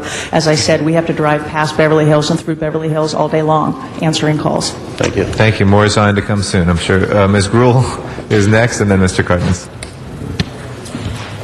Thank you, Mr. President. And I stand in support of this. Paula Kent Meehan had spoken to me, I think it was probably 3 years ago that we chatted about this, and I know it has been a passion of hers because she has felt that the City of Los Angeles could help provide services to the City of Beverly Hills, and that the marriage, so to speak, is very, very important, and as noted in the report, is cost neutral for the City of Los Angeles in the fact that we'll be reimbursed for, I think I saw some of the costs related to that, and so I think a new day in the relationship always with the City of Beverly Hills, because you are surrounded by us, but I just wanted to acknowledge Paula because I know she's been a big advocate of this and wanting it to happen into our animal services for making that happen. So I stand in support of this item today. And thank you, Paula. Thank you. Mr. Cardenas is next. Yes, on the issue of capacity, it's my understanding that the City of Los Angeles on any given day could or does in fact max out on its capacity when it comes to the kennels and having to hold on to the animals so that hopefully they either get adopted or the owners come and get them or what have you. We all know what happens if they stay too long. How does this affect capacity? Well, the West Los Angeles shelter is really rarely at capacity. It's certainly very full, very close to capacity, maybe 80%, 90%, but it is generally not at capacity, and in fact often takes transfers of animals for some of our other animal care centers where capacity is being exceeded. So we work together as a system. But again, what we're finding is that the total number of animals likely to come in is not 100, 125, 150 a year maximum. The new West LA shelter, unlike the old one, when this first came up, of course, it was the old shelter that only had 20 kennels, something like that. The new shelter, in fact, we feel fairly confident that it will handle the capacity, and again, probably is really already handling all the animals that we'll see. Now, this agreement with Beverly Hills for us to handle their animal shelter issues, does it come with other responsibilities that might occur, such as liability? No, the City of Beverly Hills will indemnify us as far as liability. Certain aspects or policies of the City of Los Angeles, for example, we don't trap nuisance wildlife. They will accept those policies. As far as dead animal pickup goes in the City of Los Angeles, that's done by the Sanitation Department. That will not be part of this contract. They'll have to contract separately for that. And they will cover us for liability. A couple other features they're adding, I think, are the work of organizations like Paula Meehan's will, I think, increase adoptions. Already is increasing adoptions at the West LA location.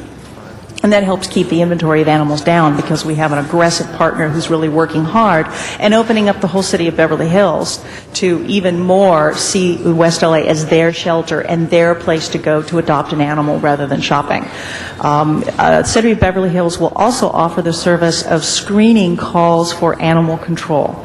In other words, we won't just have the citizens directly calling our own dispatch, but it will go through the City of Beverly Hills switchboard or operators. They will then sort of triage those calls to determine whether they're properly coming to us or not. That will help keep the workload reduced. But with all due respect, what happens if somebody from Beverly Hills calls us directly and doesn't go through the services of Beverly Hills? Are we going to tell them, oh, you're from Beverly Hills? No, you need to call this other number first. You can't call us directly. I don't think that's going to happen.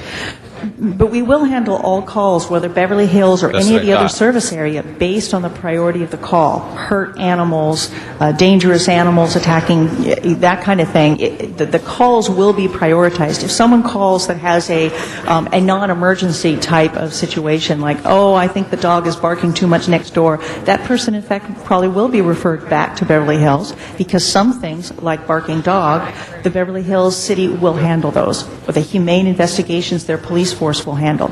So we've really limited just to sort of the day-to-day animal care and control activities is what we're going to be offering. We haven't done something expansive that then creates an additional burden on our staff.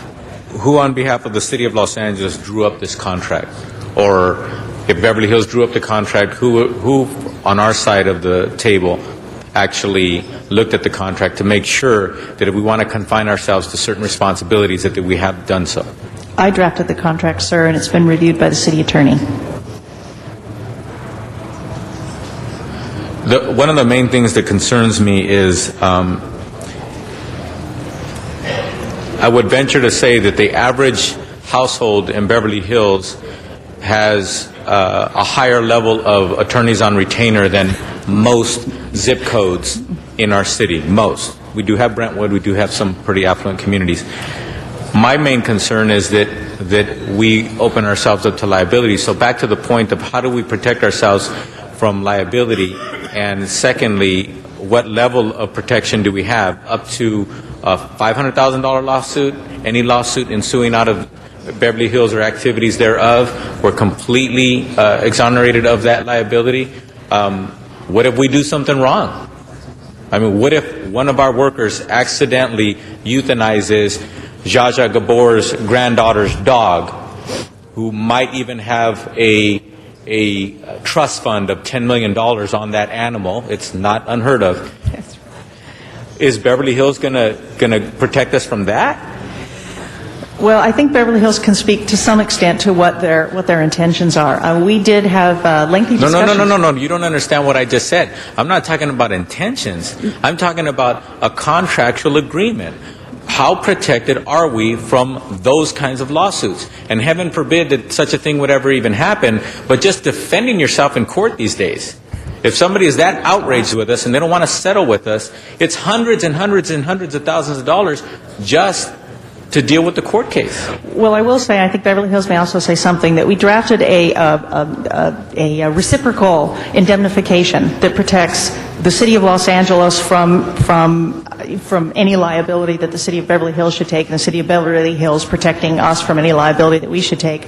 There's existing case law which does protect the city in any event from certain kinds of liability like what you're talking about. If an animal is brought in and euthanized, for example, there's already existing protections.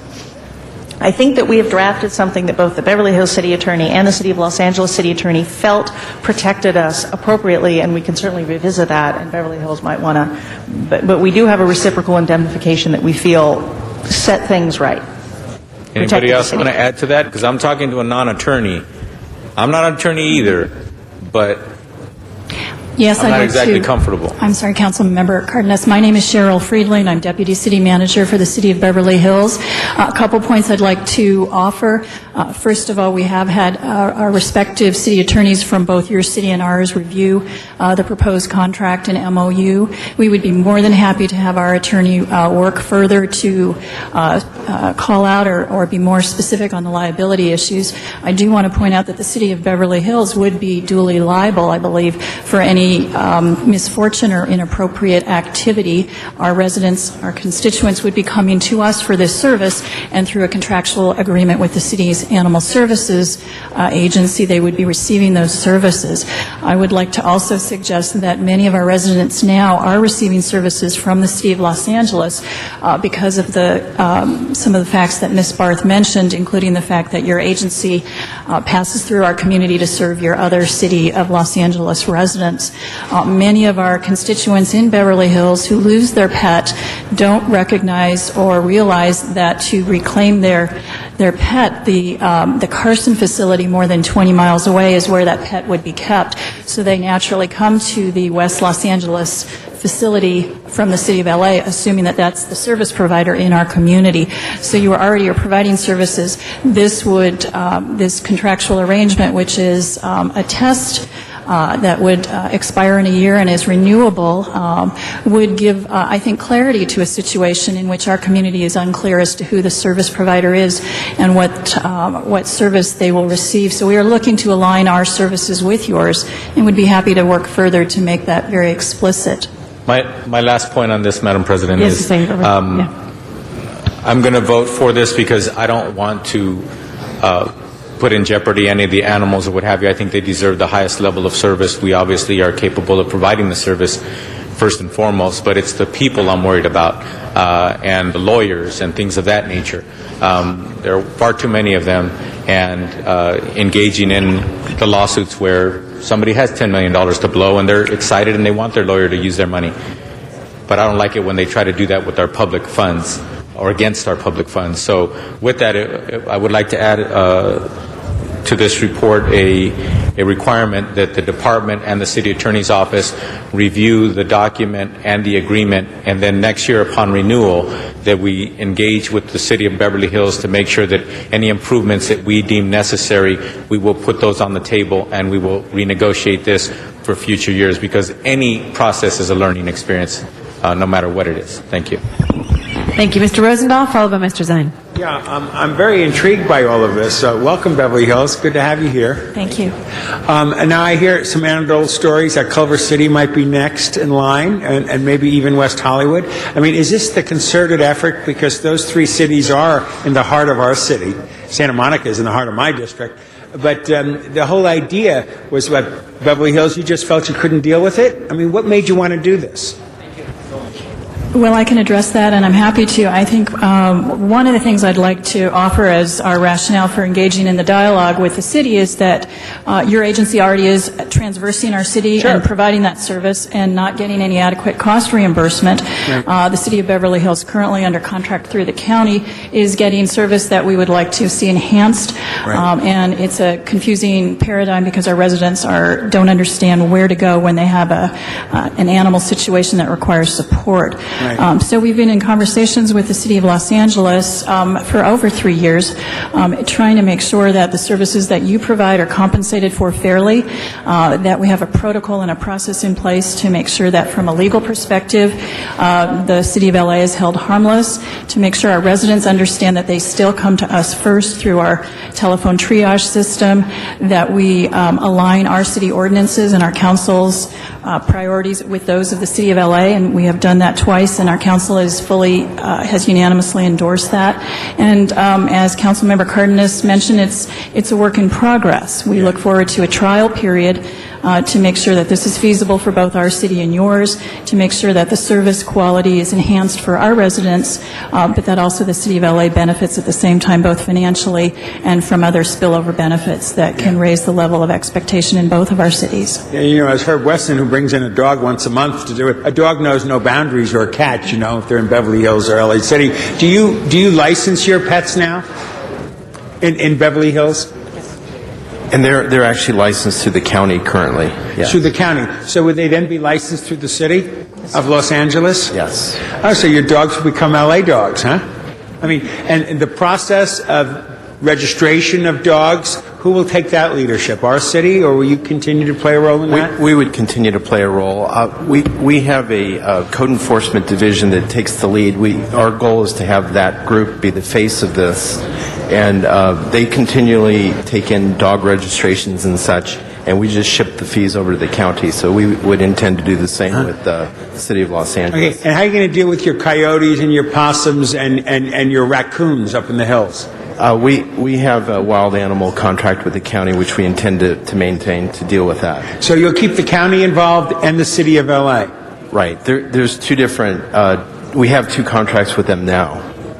One for the wild animals that you speak of, and one for the regular domestic animals. So why didn't you just stay with the county? Why are you going to come with our city? Well, as previously mentioned, the City of Los Angeles services are superior. The shelter. Superior to the county? Yes. Okay, thanks. Appreciate that. Mr. Alacone, followed by Mr. Zine, and then Mr. Cardenas again. The City of Los Angeles recently passed and now is implementing a spay and neuter ordinance. How does the City of Beverly Hills fare in that regard? It's our intention to adopt your code. Pardon me? It is our intention to adopt the code and follow that ordinance. If the animals are in LA shelters, will we spay and neuter them if they are not altered? Well, we'll comply with all of we'll treat animals from the City of Beverly Hills the same as we treat animals that we've collected from our own citizens. That is, if we find a stray dog and the person comes to redeem it, that person will have to have the animal spayed or neutered before it's released to them, or unless they fall in one of the fairly rare exemption categories. So we'd handle the Beverly Hills animals the same way. Okay. Every animal that comes in that then gets adopted to a new owner, whether it's Beverly Hills or anywhere else, will have to be spayed or neutered before it's released to its new adopted family. Is this the first time we've ever done this with any other local jurisdiction?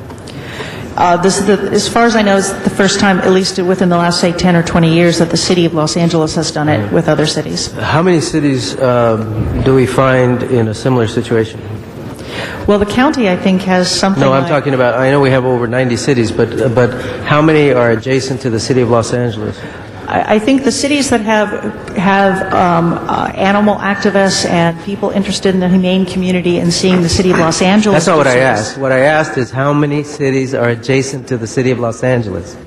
I don't know for sure exactly. I do know the city of San Fernando is surrounded by the city of LA. Culver City is close to us. City of Santa Monica is close to us. West Hollywood is close to us. Then there's cities on the east side as well that have share borders. Glendale, Burbank share borders with the So city. theoretically, we would be setting a precedent that might be utilized in future negotiations with these other cities? Or are we selecting Beverly Hills arbitrarily? Beverly Hills, I made a proposal quite some time ago to the city, and we've been working with them. Are we going to position ourselves to allow Beverly Hills to leverage the county for better service? Is that what we're doing here? That is not our intention. No. But you said that the services you wanted the services to be upgraded by the county. Let me re-clarify that. I would feel more comfortable saying that our history with the county and the animal services arena has been less than satisfactory, and we are looking to enhance the quality and caliber and timeliness of service. We do contract with the county for a variety of services unrelated to this. Does the city of Beverly Hills contemplate contracting with the city of Los Angeles for these services? I'm sorry, can you repeat the question? Does the city of Beverly Hills contemplate contracting with the city of Los Angeles for the services that are now rendered by the county? Other than this one, we continually discuss opportunities to enhance service, but at this point, I know of no other county service providers that we are looking to renegotiate with or to. I'm just trying to figure out where this is all going. It seems to me that the city of Beverly Hills is not pleased with the service from the county. That by contracting with the city, by reaching out to contract with the city of Los Angeles, they want to pay us for service they're getting for free now. That is a very unusual situation. It seems to me that they're trying to negotiate a better agreement with the county, and the city might be used in this regard. I have no problem if they want to contract with the city of Los Angeles, and we can enhance our system as a whole. Seems to me it would be a seamless operation, but I also would be concerned that other jurisdictions that have impacted city animal services to a greater extent are being ignored, and maybe we should focus some attention on that. You mentioned San Fernando, which is wholly surrounded by the city of Los Angeles. Maybe there's an opportunity here for us to expand our services and at the same time alleviate the problem of stray animals in our streets that might be coming from other cities, at the same time giving us the ability to enhance our services to the people of the city of Los Angeles. So is there any way that we can get, I would do this. I would want to provide a friendly amendment that the department, upon passage of this motion, come back with an analysis of all the jurisdictions, non-city jurisdictions that impact us in a similar way.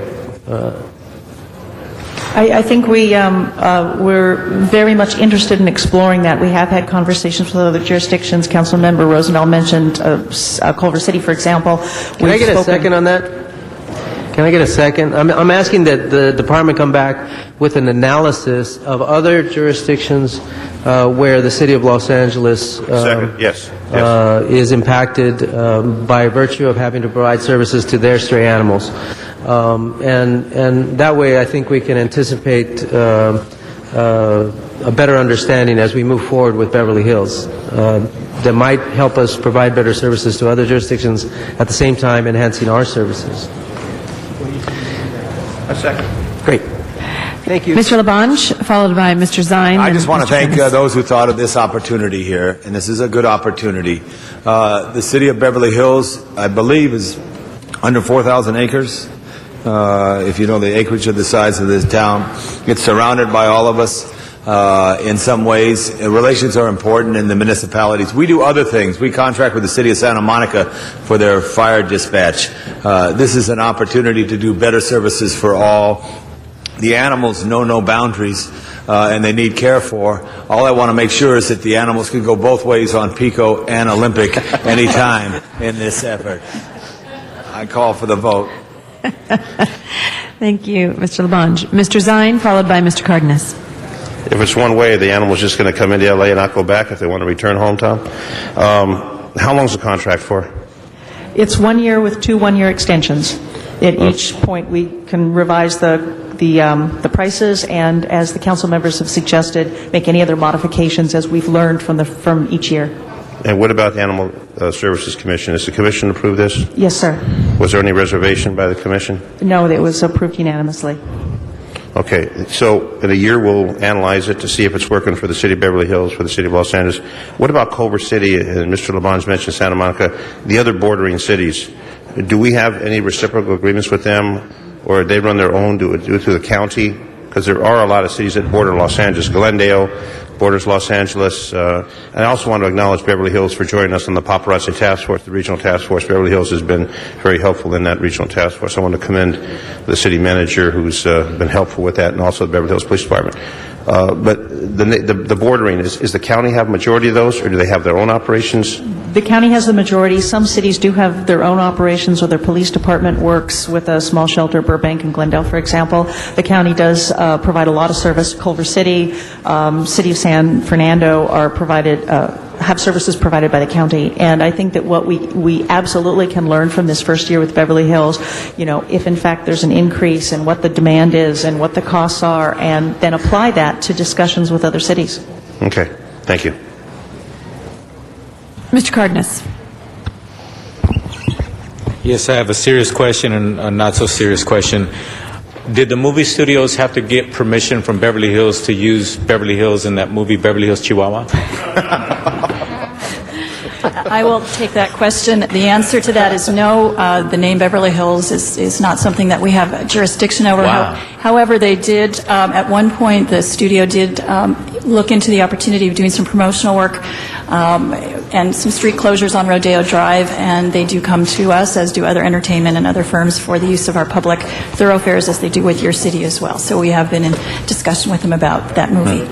Anyway, I haven't seen the movie, and I don't think I'm going to see it. But when it comes to euthanizing animals on behalf of our department, can you, I know what your answer is going to be because there's only one right answer, can you guarantee this council, this policy-making body, that if we euthanize an animal that is obviously an animal that came from Beverly Hills, it wasn't a city of Los Angeles animal, what have you, that we are not going to be bifurcating those numbers? A euthanization is a euthanization, and we should not be bifurcating those numbers. Taking on more jurisdictions and more responsibilities means that maybe our euthanization rate goes up or what have you. Or hopefully our adoption rate will go up as we have more people from Beverly Hills. I'm not talking about adoptions. I'm talking about making sure that we don't play with the numbers. We will not. It's heartbeats in, heartbeats out. That's how we do our numbers. For Beverly Hills, we will provide a report which shows those animals for their statistical and for our record keeping and for our charging. But no, our numbers will be heartbeats in, heartbeats out. Okay, thank you. That's our last speaker. We have this item before us. If we can please prepare the roll and tabulate the vote. 12 ayes. That is approved. Thank you very much. Thank you. Next item, please. Forthwith, without objection. Next item is item 52, and that was called special for cards. Okay. You can take the cards up on number 52. Arnold Sachs is our speaker on 52. And you have one minute, Mr. Sachs.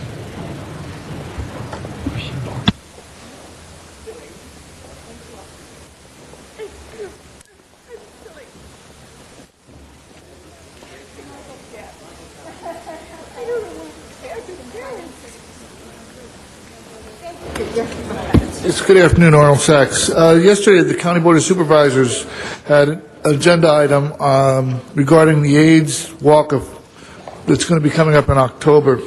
And again, I come before the City Council on behalf of the religious leaders that aren't here.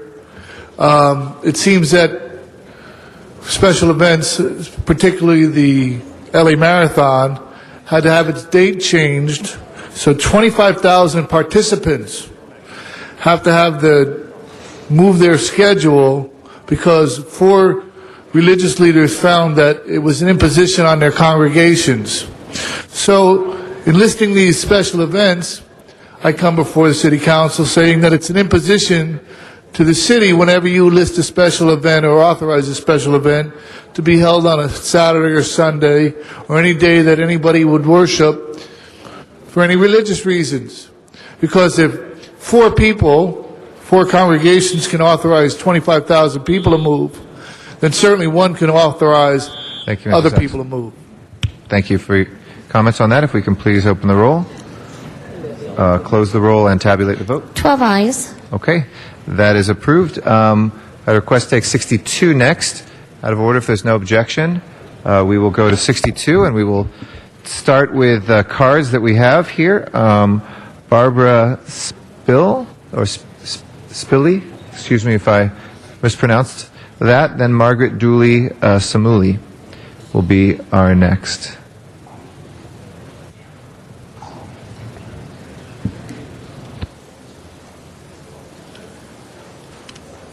Good morning. My name is Barbara Spilly, and I work for Tarzana Treatment Center. I'm also a recovering individual who supports Proposition 5. How do you do? Just if you take the top and just move it down a little. There you go. Perfect. We'll hear you Should I better. start over? Sure. Go ahead. Okay. My name is Barbara Spilly, and I work for Tarzana Treatment Center. I'm also a person in recovery. I will be celebrating 20 years on the 28th of this month.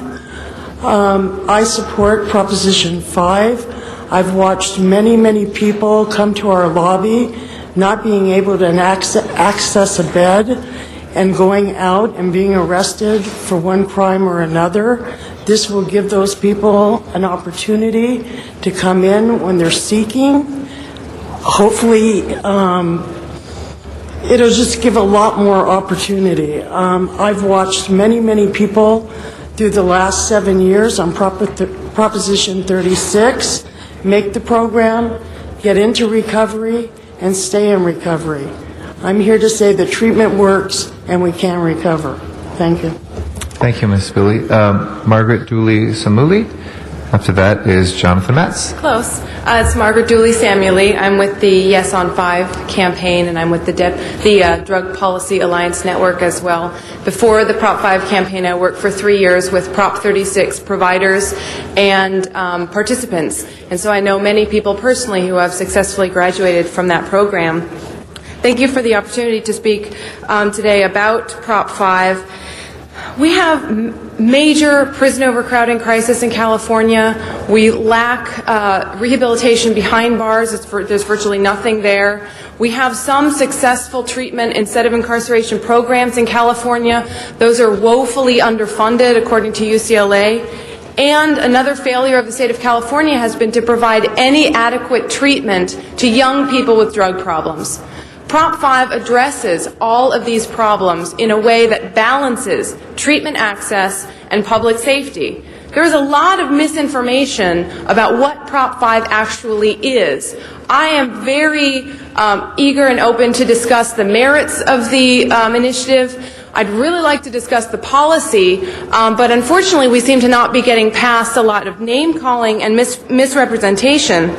But I do want to note that we have strong support from the League of Women Voters of California, the California Federation of Teachers, the California Nurses Association, the California Society of Addiction Medicine, the Consumer Federation, the California Democratic Party, California State Conference of NAACP, National Council of La Raza, Latino Voters League, Latino Issues Forum, and on and on and on. We have a very broad coalition of support.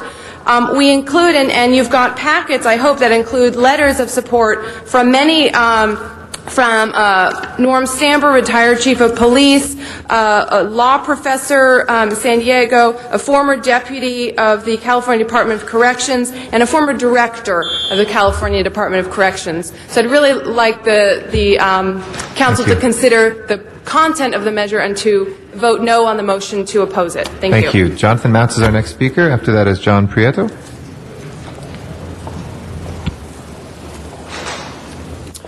Good morning. Good afternoon, I should say. It is my pleasure to speak to you today on behalf of the Progressive Jewish Alliance, which strongly supports the Nonviolent Offender Rehabilitation Act. PJA has long advocated drug policies that focus on treatment and education rather than on punishment and interdiction. PJA strongly supports all of the humane changes included in Proposition 5 and has been actively encouraging its membership to approve Prop 5 at the polls in November. Over the past 2 weeks, our community has observed Rosh Hashanah and Yom Kippur, in which we have atoned for our shortcomings of the previous year and begun 5769 with a fresh determination to live more fulfilling and just lives. Today, we celebrate Sukkot and mark the passage into fall, a time of renewal and harvest in which we rejoice from our hard work of cultivating the land. The connection between the spirit of these holidays and the spirit of Nora is clear, just as the Jewish tradition mandates that on Yom Kippur we make teshuvah, turning around in the direction in which we have been going. So too does Prop 5 reward those who undertake the difficult task of reversing a dangerous course. While on Sukkot we celebrate the fruits that we have cultivated from a challenging desert landscape, we must also recognize and encourage the efforts of nonviolent offenders who strive earnestly to grow from within their scarred souls a hopeful, new, rehabilitated identity. PGA accordingly and humbly urges the Council not to oppose restorative justice in California. Thank you. Thank you, Jonathan. Our next speaker is John Prieto. After that is Michael Capria Leitner.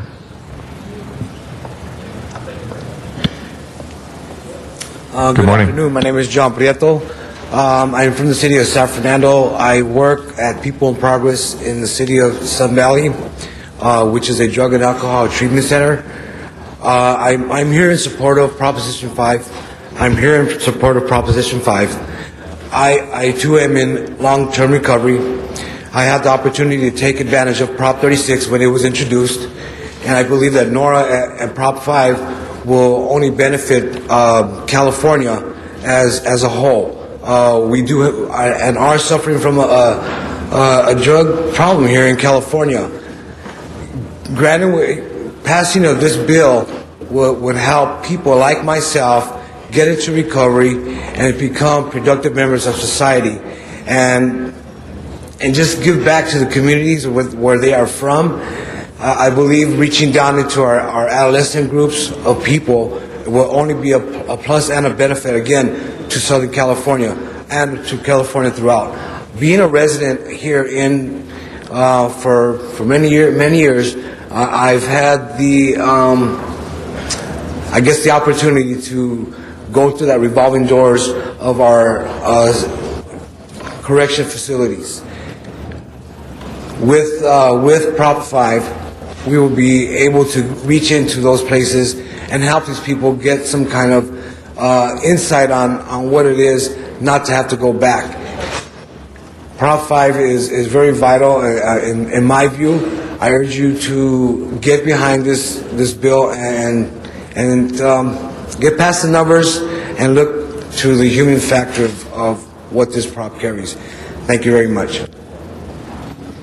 Thank you. Our next speaker is Michael Capria Leitner. Close enough. Hope I got that right. Good afternoon, Councilman Good afternoon. President. My name is Michael LaCapria Leitner, and I'm here to speak on behalf of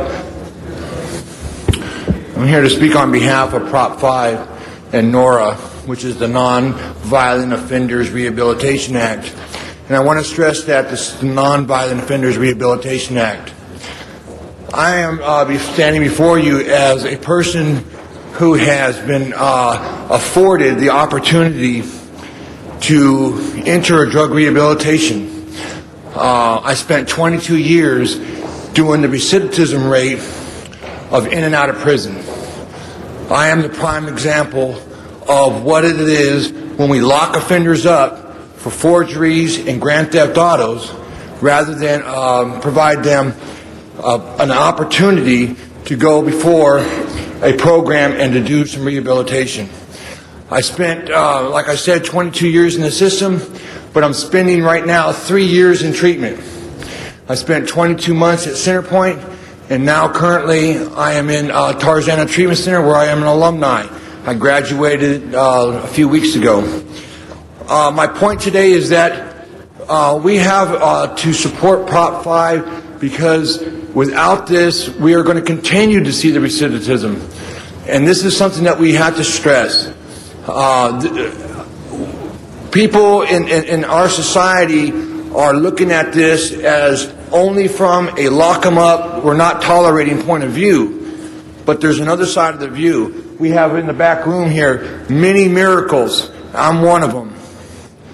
Miracles that are happening every day based on the ability to be able to have these programs in place.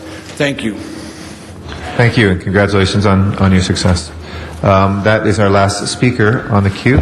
We have Mr. Zine as our first speaker in the council. Mr. Zine. Thank you, Mr. President. Authored, along with my colleague Jack Weiss and Wendy Gruhl, on this matter, Measure 5. Coming from 40 years of law enforcement, I've seen the drug problem in our society, and there's no question there's a drug problem in our society. The problem I have with this is that it excuses behavior. It excuses someone who may be a domestic abuser. It excuses someone who may be stealing cars. It may be excused for someone who's committing identity theft. It gives excuses. So we're talking about personal responsibility in a society. I'm not going to go into the cost of the program, which is estimated to be $1 billion, but I'm concerned about personal responsibility. And we have laws in the books, and as the police department will testify, there is called wobblers, a felony, misdemeanor. Many felonies are reduced to a misdemeanor. Someone says I was under influence of drugs. They get in this program, and there's no criminal record. We need to have a society that is responsible for their behavior. We need to have a criminal justice system that deals with the victims as well as the accused in a fair and reasonable manner. And I think what this does is wipe out the rules when it comes to someone committing crimes. If someone's on drugs, that's a situation they can go to drug rehab. But when they're committing crimes against people, crimes against property, there has to be some accountability. What this does is it wipes out that accountability because they can raise their hand and say, well, I abused my wife because I was under influence. I was driving drunk and I was under influence. I'm sorry I hurt someone. It gives an excuse for human behavior. It creates more crimes in our society. In the city of Los Angeles, the chief of police reported that crime is down. We want to maintain that. We have a responsibility and obligation to protect the innocent people. This does not protect the innocent people. This affords someone an excuse when they're committing a crime. And I think that this body needs to take a stand to support law enforcement, our district attorney, our police chief, law enforcement across this state that says this measure is not going to do anything to help victims. It's not going to help anything to reduce crime in the city or the state of California. And I know that we have some experts. I'd like to call Chief Beck forward from the Los Angeles Police Department on this particular matter. Chief of Detectives, who has tremendous experience in law enforcement. 40 years LAPD? Only 32, sir. Well, you're getting there. I'm getting there. Eventually I'll make the big time. If you can explain from the police position, the chief's perspective, the police commission, their view on this measure and where they wish the public direction and this body's direction. Councilman, the council members, the chief opposes Proposition 5.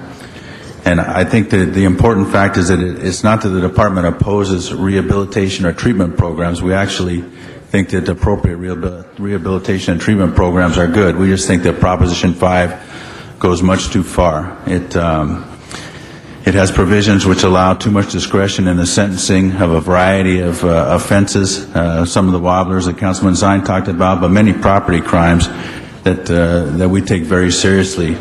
burglary, auto theft. These are the kind of crimes that drive the numbers of crime in the city of Los Angeles.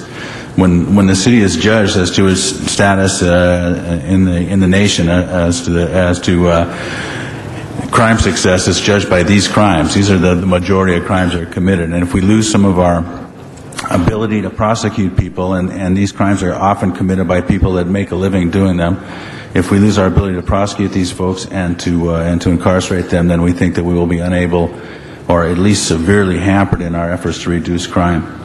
We also oppose Proposition 5 because it removes the incentive of incarceration from treatment programs. In other words, if a person has, if there's no stick to go with the carrot, then we think rehabilitation and treatment programs will be much less effective. And as I said, you know, I think that sometimes this argument gets about whether or not you support rehabilitation and treatment, and that's not what we think. We think that rehabilitation and treatment are good options, but they have to be properly administered, and we think Proposition 5 does not do that. So the issue of someone committing a crime against another person, a crime against property, they're to be held accountable and responsible for that, and this would create a curtain of protection for them. It has the ability of doing that. It puts too much discretion in the hands of the judiciary. We think that the legislation should limit that discretion, and you know, we think that this goes beyond the line. Are there any law enforcement groups that are supporting Measure 5, to your knowledge? Not that I know of. I know that the sheriff of the County of Los Angeles opposes it. I know the district attorney of the County of Los Angeles opposes it. I know that the chief of police opposes it, and the league, the Los Angeles Protective League, opposes it. Thank you. That's all I have at this time, Mr. President. Thank you, Mr. Cardenas. Thank you, Council President Garcetti. I was not prepared to debate this matter today. I have a resolution that is basically the opposite of the resolution that's before us. The process was that these two resolutions were going to be heard on the same day on the same council file. And the resolution that I put forth that actually went through the committee process did not make it to this agenda today. So out of respect for the process, regardless of how it happened, I would like to request of my colleagues that we put this item over so that they can be agendized together as it was expected and which is the custom and practice of this House, that when we have issues that are related that closely, we do everything that we can to hear them on the same agenda. And they were not, so I'm not prepared to debate this. If we go forward, I will engage in the debate because this will be my only bite at the apple on this resolution. But I do not agree that we should go forward with the debate today. We should both of them on the agenda. It's my understanding from staff that we can have both of them on the agenda as soon as Friday. So if that's the case, I request of my colleagues that we put this item over so that we can hear them respectfully and appropriately as planned together on Friday's agenda. Second by Hunt. Okay. We have a motion to carry this over. We have other people on the queue, and we can discuss that. Hold on. On this, I'm going to explain what would happen. This will just stay before us until the end of the speaker queue, unless somebody moves to end debate. Okay. And so those conversations that would happen between Mr. Cardenas and Mr. Zine, can happen in the meantime, and we can arrive at something. But formally, unless there's an end to debate, debate continues, and that motion is before us when we end debate. Okay? That's just how the rules of order work. You have a question on procedurally? Just a question. I just don't know what Mr. Cardenas was saying he was in his committee. I just want to understand that. Okay. Do you want to clarify that point of information, Mr. Cardenas? Well, I put forth a resolution. This resolution that's before us is asking us to take a position of opposed to Proposition 5, the statewide initiative that's on the ballot on November 4th. I have a resolution that was actually submitted in the process before this one was, and it didn't make the council agenda today. That resolution that I put forth, seconded by Councilmember Parks, actually is asking the council to consider a support of Proposition 5. That's what we tried to do. That was the point, I believe. Yes. Clarification. I'd like to find out why they weren't tied together. Where did it fall apart? All right, well, Mr. Weiss I is respect next. Mr. Cardenas on his motion. I respect the fact that Ms. Gruhl, myself, Mr. Weiss submitted a motion. Why aren't they both appearing for us today? I'd like to find that question, answer that question. Well, I think we can get that question. The clerk's office has indicated that they thought it was an honest mistake. We can get that testimony on. But in terms of the debate right now, we have Mr. Weiss, Mr. Alarcon, Mr. Rosendahl, Ms. Gruhl, Mr. Smith before us, and then Mr. Zine for a second time. If there are any points of information, I'm willing to entertain those. Yes, Mr. Smith. Push my button as a point of information or a point of order. Sure. Legally, because it was agendized today, we could still discuss it if you would introduce a substitute motion, which would be the language you brought forward, which the opposite is to support rather than oppose. Then you can have the debate legally under the Brown Act. Correct. You're absolutely right, Greg. But the fact of the matter is, what was supposed to occur did not occur. The preparation thereof has been affected. I've spent more time in the last 24 hours dealing with finding out why it didn't get agendized versus preparing for the debate, because it was my understanding that the main supporter of the resolution that's before us was very open to putting them over at least till Friday so we can hear them together. Is that the case, Mr. Zine? Council President, this is not a legal procedure. It's a matter of decorum of the House, and it's custom and practice that when we have something like this happen, it's not the first time, it's not going to be the last, but the fact of the matter is, usually out of respect for colleagues, when something like this happens, it's not a requirement, but it's usually custom of the House that we honor that and we try to remedy it in such a fashion. Okay. Mr. Zine, do you have... Hold on one second. Mr. Zine, do you have a response to that proposal? Mr. Cardenas and I discussed this, and I related to Mr. Cardenas that I'd like to hear why it's not together on this particular discussion, and then we would then decide, based upon what we learned, where it fell through the crack. That's what I want to find out. Okay. And then he asked that it would be continued to Friday, and I didn't say until we heard why it's not here today, if there was something that went sideways or something that was intentional. The fact of the matter is, I'm not going to change my position on the matter, my vote, yes or no, on the no on 5. But the question I said is we need to find out what happened to it, the specifics. Then we would decide where we would go, if we would continue or not. Mr. Alarcon, on point of information this is or a point of order? Clarification, not on my time. Point of information, yeah. The question is, what are we debating at this particular moment? There is a motion to continue that has been seconded. I believe that is the subject that is before us, and that is the only question that can be debated. And We still have the item itself before us as well. The motion to continue doesn't get voted on until the end of debate, so unless somebody closes debate, we are in debate. Okay, then and that would be the first motion before us. My interrogatory is, why can't we all just get along? Mr. Weiss?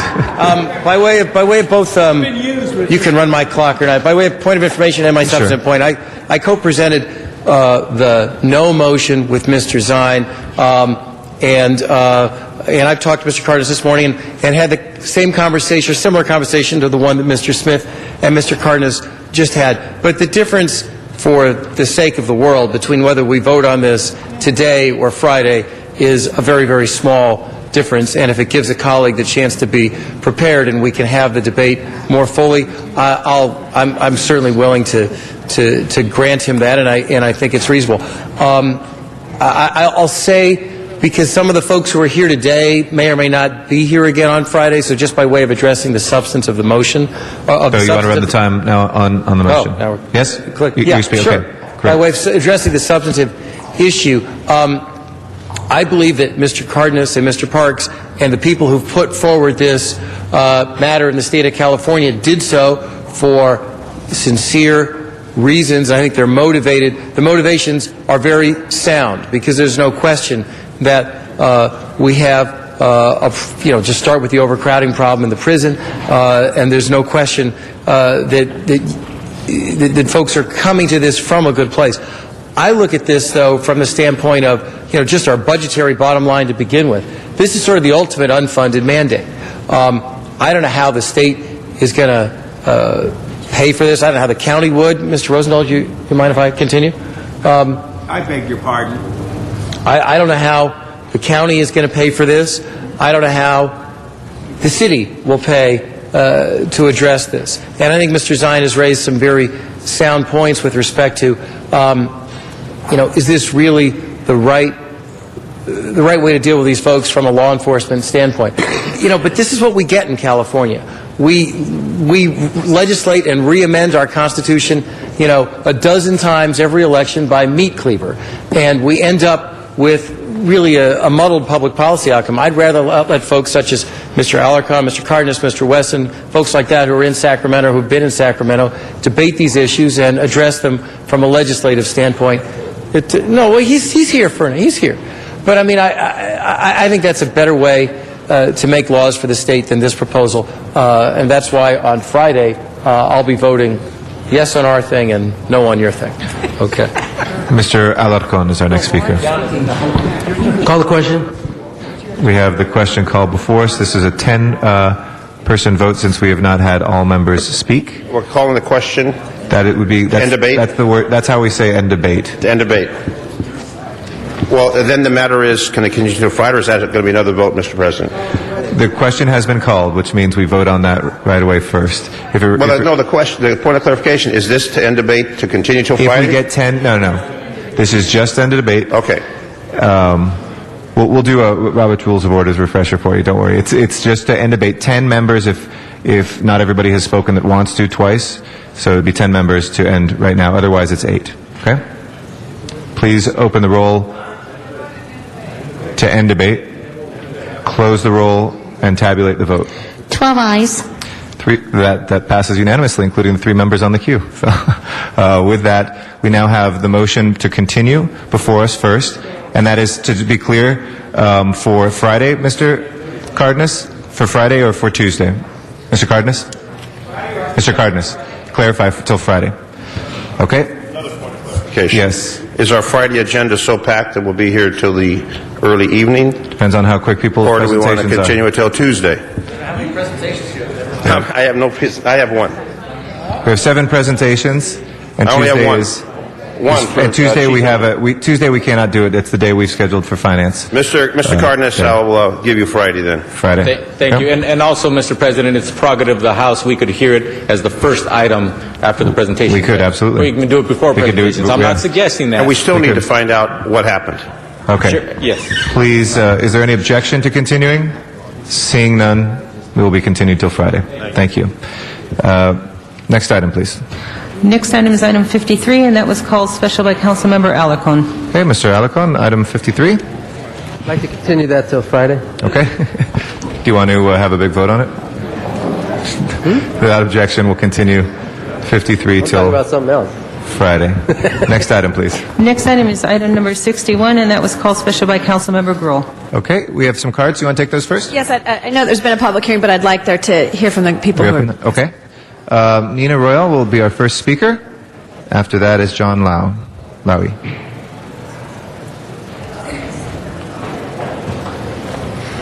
Good afternoon. Good afternoon. I feel like I live here. My name is Nina Royal. I am Vice President and Safety Chairman of the Sunland Tujunga Neighborhood Council. Originally, our Land Use Committee made a recommendation to the STNC to allow the property to be upzoned from RA to RS. However, at that time, the STNC was not aware of the many issues involved with this property. We understood that we had to make a recommendation to upzone. The STNC has since decided that our original recommendation was premature. We are changing that recommendation. Now we believe that the property should not be developed at all. It should remain RA, which is meant for horse and animal keeping. According to the Los Angeles General, the Sunland Tujunga, Lakeview Terrace, Shadow Hills, East Latuna Canyon Community, and the San Gabriel Vertigo Mountain Scenic Corridor Plan, horse-keeping properties are to be preserved whether within or outside of K districts.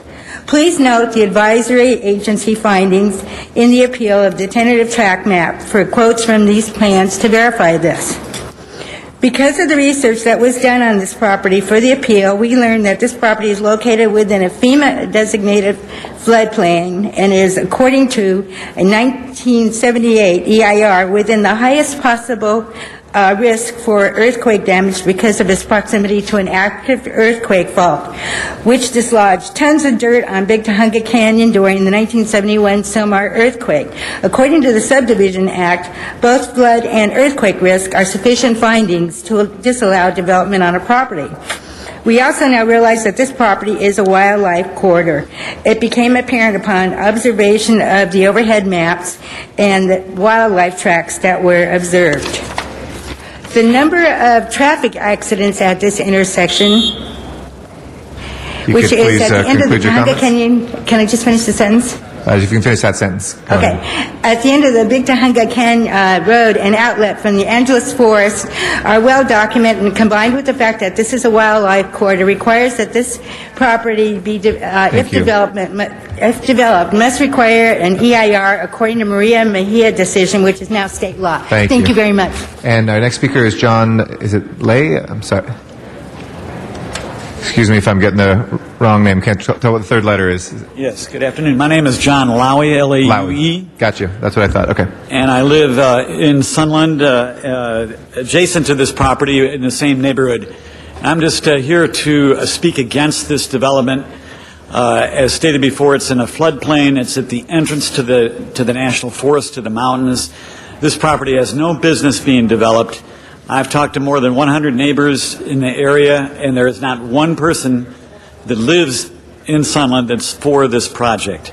And I just want to say that I bought my house in 2000, and I checked with the zoning, talked to the zoning administrator. They assured me that this vacant property was zoned 1A, and he said it would stay that way. And I feel personally betrayed by the city to, this is the second property that's been rezoned to a more, a higher level of development. And with the number of foreclosed homes and vacant homes that are in my community, the idea of another 18-house development in a natural area right next to Tahunga Wash, it's in a floodplain. This is a very poor project. It should not be developed, and I feel I'm very upset that the city apparently is going to go ahead with this. At a minimum, there should be a pedestrian corridor through the development so that people who live in the Ellen Bogan neighborhood have a way to get to the wash. They use this property to get into the wash for their recreation and walking dogs and whatnot. So I would urge you to oppose this project. And if it does not get approved, if it does get approved, at least there should be a plan to develop this Oro Vista corridor that has some common sense to it so that the safety issues and the pedestrian issues are addressed. But I'm very much against this project, and so are all my neighbors. Thank you. Thank you very much. Elaine Brown is our next speaker. After that is Ben Resnick. Good afternoon. I'm Elaine Brown, and I'm the appellant on this property. I want to thank Wendy for helping us to get a 50-foot wildlife corridor, although I'm very disappointed that Paul Edelman could not make it today from the Santa Monica Mountains Conservancy, because his plan for the wildlife corridor was more extensive than the plan that the city is apparently getting ready to sign off on. Wendy also helped us to get the height of the houses in the scenic corridor measured from the native soil. That is very important because this is in the scenic corridor specific plan, and that designates that a project in the scenic corridor must preserve, enhance, and complement the viewshed looking up at the prominent ridgeline. This was the reason for the specific plan, looking up at the ridgeline in the first place. The height restrictions help, but in order to preserve the view, no building should be allowed to be built on the property whatsoever. This property is in a FEMA flood zone and is a FEMA bailout waiting to happen. The zone changed from RA to RS as spot zoning. This property is surrounded on three sides by either agricultural zones or OS, open space, and presently provides a buffer between the wilderness and the housing. The inconsistency in the land use designation of the general plan with the community plan was probably caused by an AB 283 error back in the 1990s. And this property should have remained as RA as indicated in the general plan, community plan, and specific plan. This property gave access to the community into the wash by horses and by foot. The trails will be designated in the future at a future meeting, and I'm hoping that we will not cut off the RA subdivision where horses are located from getting into the wash. If we do, they have to go miles on very narrow asphalt roads to get to the wash, and the people who live within a block of the wash will have to get in the car and drive a half mile to have access to the wash. Thank you. Thank you, Ms. Brown. We next have Ben Resnick. Good afternoon, members. Ben Resnick with Jeffrey Mangels here representing the property owner and applicant. This is now the 6th year of this project being in the process for a subdivision in the valley. The only inconsistency is one that currently exists. The zone change that's before you will remedy the inconsistency. The community plan says this should be residential uses in the categories of R1, RS. Our zone change is an RS. That'll make it consistent. The project originally came in at 30 lots. There was community concern that those lots, therefore, would be too small, too many. The councilwoman agreed with that, and over negotiations over a period of time, and I must say many, many community meetings, not just with neighborhood council, but that our client ultimately agreed to reduce the density by almost half. We're down to 18 lots, minimum size 7,500 square feet. Additionally, during this time period that this project has been in the process, the council has adopted the mansionization ordinance. So now any houses built on this subdivision are subject to the restrictions of footprints and heights and so on. So this is not the bad development I think some community members are portraying. Across the street is a city-owned property of 9 acres. If we're going to have a park, how about that? This is something that would be useful and needed. We're not encroaching into the Tujunga Wash area. In fact, part of the last-minute map adjustments were to grant the city further access, slicing a piece off of our property for permanent easement to allow for that Big Tujunga Wash area. In any event, we ask that you support the Plum Committee report. 2 hearings at Plum. We had 2 hearings at Planning Commissions. This thing has been vetted through and through. And so we ask that you support the Plum Committee report, as I guess will be amended momentarily. Thank you.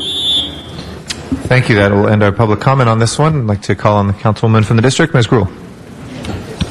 Thank you very much, Mr. Garcetti, and thank you to my great constituents that are here. And this has been a 5-year process. And with the help of the community, we actually were able to buy the land across the street and preserve that for a park. As mentioned by Mr. Resnick, this had been 30, I think even at 33 at one point, which has now been to an 18-lot project.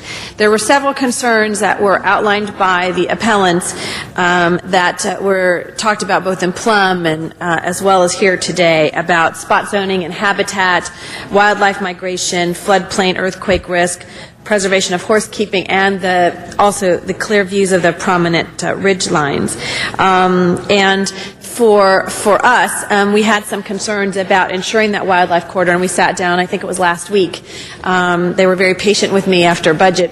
I was an hour late to our meeting, but we talked about the importance of seeing maps to make sure that the wildlife could gain access on the one side. As mentioned, this is unfortunately, I seem to have a lot of these in my district where the zoning and the general plan are inconsistent. And this is one of those instances. And so if you see in the maps, I think they have been distributed, we added today a 50, Dale, have the map, 50-foot, if you could, just send me the map. A 50-foot access along the Big Tujunga and Cannon Road that would provide greater protection, which was very much of an interest not only to my community but myself as well. I know I share with the community that we'd love to have no development at this project, and if we can find the money to help buy that land, that is something I will work with them to do. But at this point in time, the options that are available to us really are to grant a reasonable zone change and subdivision for this property. We have made sure there's pedestrian access to the park. That's critically important to me as well. And additionally, there is language in here was because it was a concern of ours, which you'll see on the report on item number 30, which is on the height. And specifically looking at the issue of retaining walls should not raise the effective elevation of grade for purposes of measuring height of a building or structure.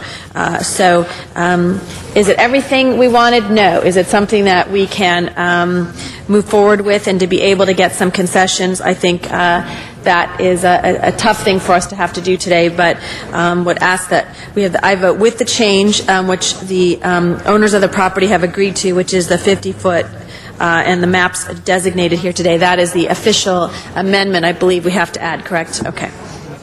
In that way. So would ask that that be put into the record as well today.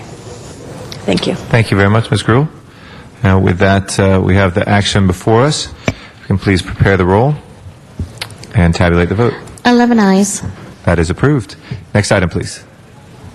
Next item, Mr. President, is item number 64, and a substitute motion for the amending motion that's on the agenda has been distributed to the council members. Okay.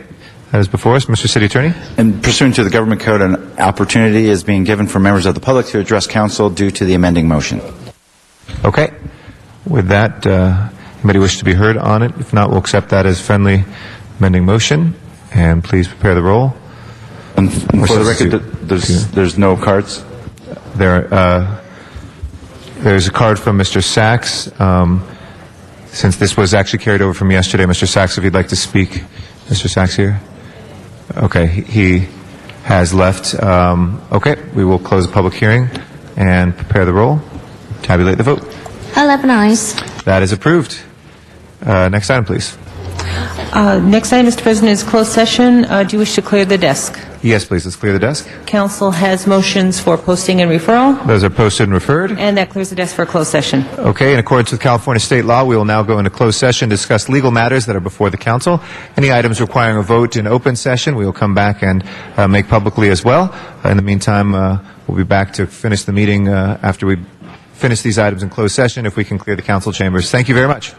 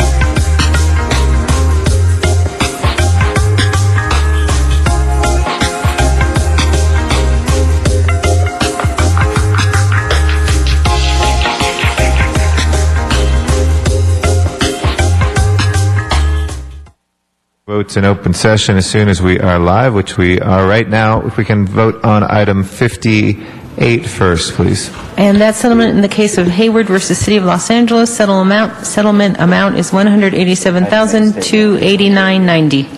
Mr. City Attorney, or after we vote? Okay, please open the roll, close the roll, and tabulate the vote. 10 ayes. Mr. City Attorney? And for the record, in closed session, the vote was 11-0. Absent council members were Parks, Perry, Reyes, and Weiss. Okay. Item 59, please. And that settlement in the case of Over and Over Ready Mix versus State of California, settlement amount is $382,500. Okay. If we can open the roll, close the roll, and tabulate the vote. 10 ayes. All right, Mr. City Attorney? Thank you, Mr. President. And for the record, the vote was 11-0 in closed session with council members Parks, Perry, Reyes, and Weiss absent. Thank you. That will finish our business. Do we have any announcements today? If not, do we have adjourning? Sorry. I could, and I think... Mr. Smith. I think Mr. Alarcon and Ms. Gruhl will probably join with me in extending our gratitude to the firefighters from all over the state of California who came down here in this recent firestorm. And as I watched the other day, I was watching the on-ramp of the 118 freeway when 4 fire trucks from South Lake Tahoe came into the fire scene. We had trucks from Dinuba, from Fairfield, from Sacramento, from Calexico, Imperial County, all over the state of California joined us in our firefight. And it was an extraordinary firefight. We did lose structures this time, unlike many recently. And it was because of the extraordinary circumstances that we saw fire jumping over us and igniting homes a block away from us when you wouldn't normally see that kind of activity. But the firefighters from the entire state of California that were here showed what government does best, and that is in emergencies, particularly in Los Angeles, we do it better than anybody in the country. And to our firefighters and our police officers, they were extraordinary in this really very strange firestorm that we witnessed. And my heart goes out to them, my thanks go out to them up and down the state of California for coming to our aid, and our own firefighters who were magnificent. And I read the one article in the paper about this one crew that had gone down in Limekiln Canyon. The fire bounced around. They had to call in an airstrike to save their lives and get them out of there. It was an extraordinary firefight all the way around, and they were extraordinary, as they always are, and our hearts go out to them. And then to the families that did lose their homes and their property, we also want to do everything we can to assuage them. We are there for them and we'll do what we can to help them. Thank you. Thank you very much, Mr. Smith. Thank you for your leadership. And Mr. Alarcon? Yeah, I also appreciate those thanks, but want to extend the thanks to all the volunteers who came forward, especially the Red Cross. A lot of people think the Red Cross are all staff people that work full-time, but the vast majority of them out in the field are volunteers, including some of the evacuees who were volunteers at the various shelters. I do want to say that there was much loss of property, and of course a couple of lives were lost as well.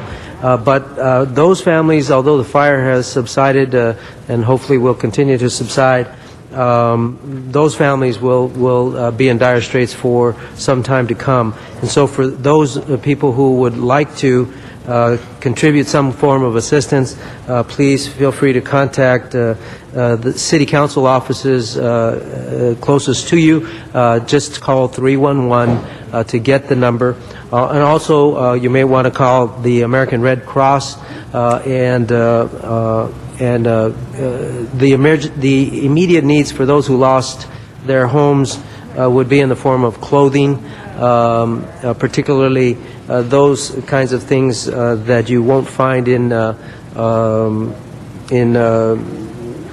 distribution centers like Goodwill, and, for example, underwear, and so if anybody would like to contribute, please again contact any one of the council offices. We'll be happy to help. Thank you. Ms. Gruhl? Thank you. I just want to add with Mr. Alarcon and Mr. Smith, the great thing is, as Mr. Smith mentioned, it was seamless. There was no confusion who was in charge. There was a command structure. The city and the county particularly and the National Forest really worked together. And as Mr. Alarcon mentioned, when we were trying on Sunday to get a lot of the horses out, and not only at Hanson Dam, but several of the private equestrian centers were willing to take some of those animals, and the volunteers from bringing water and food to chapstick for some of the firefighters. But I was so impressed with the fact that everyone, and I saw some of those too from the varying cities and saw on the TV last night, Monterey and places. I think we are always proud of our firefighters and police officers, what they do every single day, but particularly in this day. And I want to make a shout out to the Animal Services Department. They did a fabulous job out there, really helping and coordinating where those animals would go. And we kind of forget about that. But in an area like your area, Mr. Smith and Mr. Alicone's and mine, we have a lot of animals out there. So I think we learned, as always, in the fire department, and everyone came back and said there's some things that as we do the coordination, but all in all, it was, I think, a spectacular response, and nothing less would we expect from our extraordinary departments. Thank you, Mr. Labange. And I just was traveling the state that day, and I would see strike teams come around, as you mentioned, Greg, and it really does make a difference how the state works together, and it's positive. And I know at some time, just like at the Griffith Park fire, some outward joy of thanks to the agencies around the state would be appreciative. So if we all join in that'd be great. And to you, Mr. Alicone, your work with the animals was so important to know at that time, especially when I don't even know if we have a census where all the animals are as much it is, but it was effective, as we talked about. Thank you. Add the plug here of registering your animals. And Right. we've done, in our districts, I think the three here, we have a lot of equestrians. We've done chip-a-thons and registering your horse, and it doesn't cost a whole lot of money, but we'll know where the animals are, and so that's why it's so important. It's less about the money as it's more about knowing where those animals are. So a very good point, Mr. Labange. Thank you. If I could, Mr. Zine? Just a couple comments. Mr. Smith is very shy to the fact that he was out there with Mitch Englander and Jim Dillinger in their LAPD, protecting, serving, not only doing law enforcement, but putting out fires. So I know that you shy away from that recognition, but I know you were out there for a long, long time in your district, so congratulations to you for doing that. Thank Mr. Zine and his son Chris, who were out directing traffic in the evacuation in his emergency response vehicle. Yeah, we were all working together to save the people, so it worked out well. Thank you very much. I can ask everybody to rise for adjourning motions. Colleagues, I ask today that we adjourn in memory of Randall Lee, known to most as Randy, who passed away suddenly on Sunday, October 12th at Good Samaritan Hospital in Los Angeles after suffering a severe aneurysm Saturday evening. He's raised in Los Angeles and attended local schools including Loyola High School and UCLA, and was a well-respected professional in the real estate community, a past president of the CCIM chapter in Los Angeles, and a board member of the CCIM Institute, a professional real estate organization with over 18,000 members nationwide. He was very active in our community from organizations that included the Salvation Army, Catholic Big Brothers and Big Sisters, the Braille Institute of America, and he constantly demonstrated service above self, the motto for the Rotary Club of Los Angeles, for which he was vice president and program chair. In addition to his participation with these community service organizations, Randy served the public as a member of the Los Angeles County District Attorney's Committee on Crime Prevention Strategies, as a past director for the City of Los Angeles Industrial Development Authority, for all of us here, and as a reserve police officer as well. Randy will be deeply missed by his friends and family. He is survived by his wife Rita and daughter Magdalena. Mr. Labange. Oh, sorry, Ms. Gould and Mr. Labange. Thank you, Mr. President. Sadly, I have two adjourning motions today. The first is for Lloyd Thaxton, who passed away on Sunday, October 5th. He was the host of a popular Los Angeles TV show in the 1960s. He was 81. Oh, you did this one already. I'm so sorry. I must not have been here. Did you on Wednesday? Yes, last week. Well, thank you. Thank you, and I missed that day. And I just wanted to add, Lloyd was a constituent of mine in my district, and his wife, Barbara, who I spoke to this past week. And Lloyd was an advocate. Boy, he'd send me some emails about parking issues and other things in the neighborhood, and he was quite prolific and just a great guy. And I enjoyed our email exchanges as well as our personal interaction, but he will be greatly missed by the community in Studio City and the entertainment world. And my apologies that I was not here the other day, but I know you probably talked about what he did, and that donations be made into the Institute for Myeloma and Bone Research in West Hollywood there. Ms. Gruel on that. Sure. Great. Thank you very much. So my love goes out to Barbara and her entire family as they mourn his loss. The other one I'd like you to adjourn in is Rick Newdyke. He passed away from lymphoma Sunday, October 12th in Van Nuys.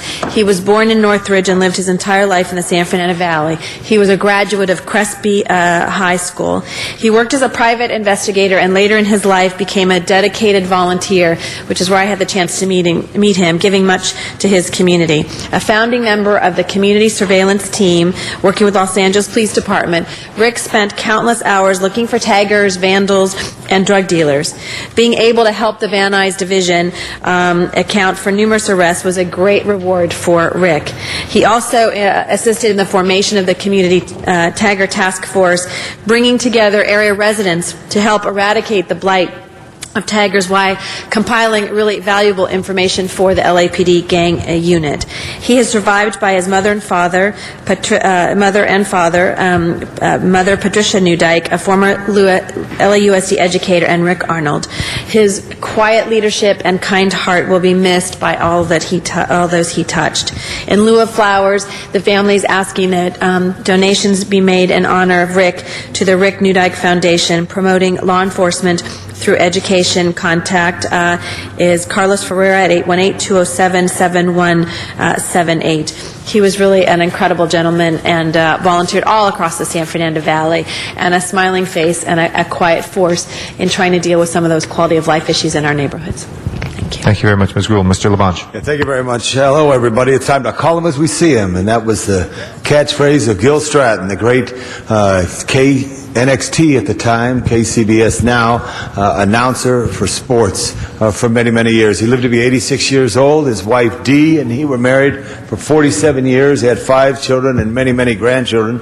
Was a World War II veteran, born in Brooklyn, but served in World War II. He also was an actor, and if you ever watch Marlon Brando in The Wild One, you'll see him there, and also in Starlight 17 with Bill Holden. He was an absolutely great guy. He lived in Toluca Lake. I had a pleasure as a young man in 1973 of being on a PSA flight from San Francisco to Los Angeles after a 49er Falcon game, of him sitting next to me and talking sports. The 49ers won, Jonathan.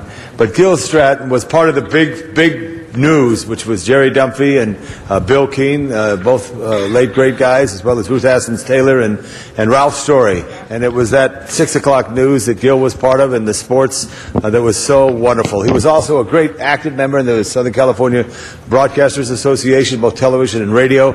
There will never be anyone like him, and I'm so sorry that he passed, because I believe he was going to be honored soon with a star on the Hollywood Walk of Fame. Gil Stratton, a great resident of the San Fernando Valley and Toluca Lake, went to heaven at 86 years old.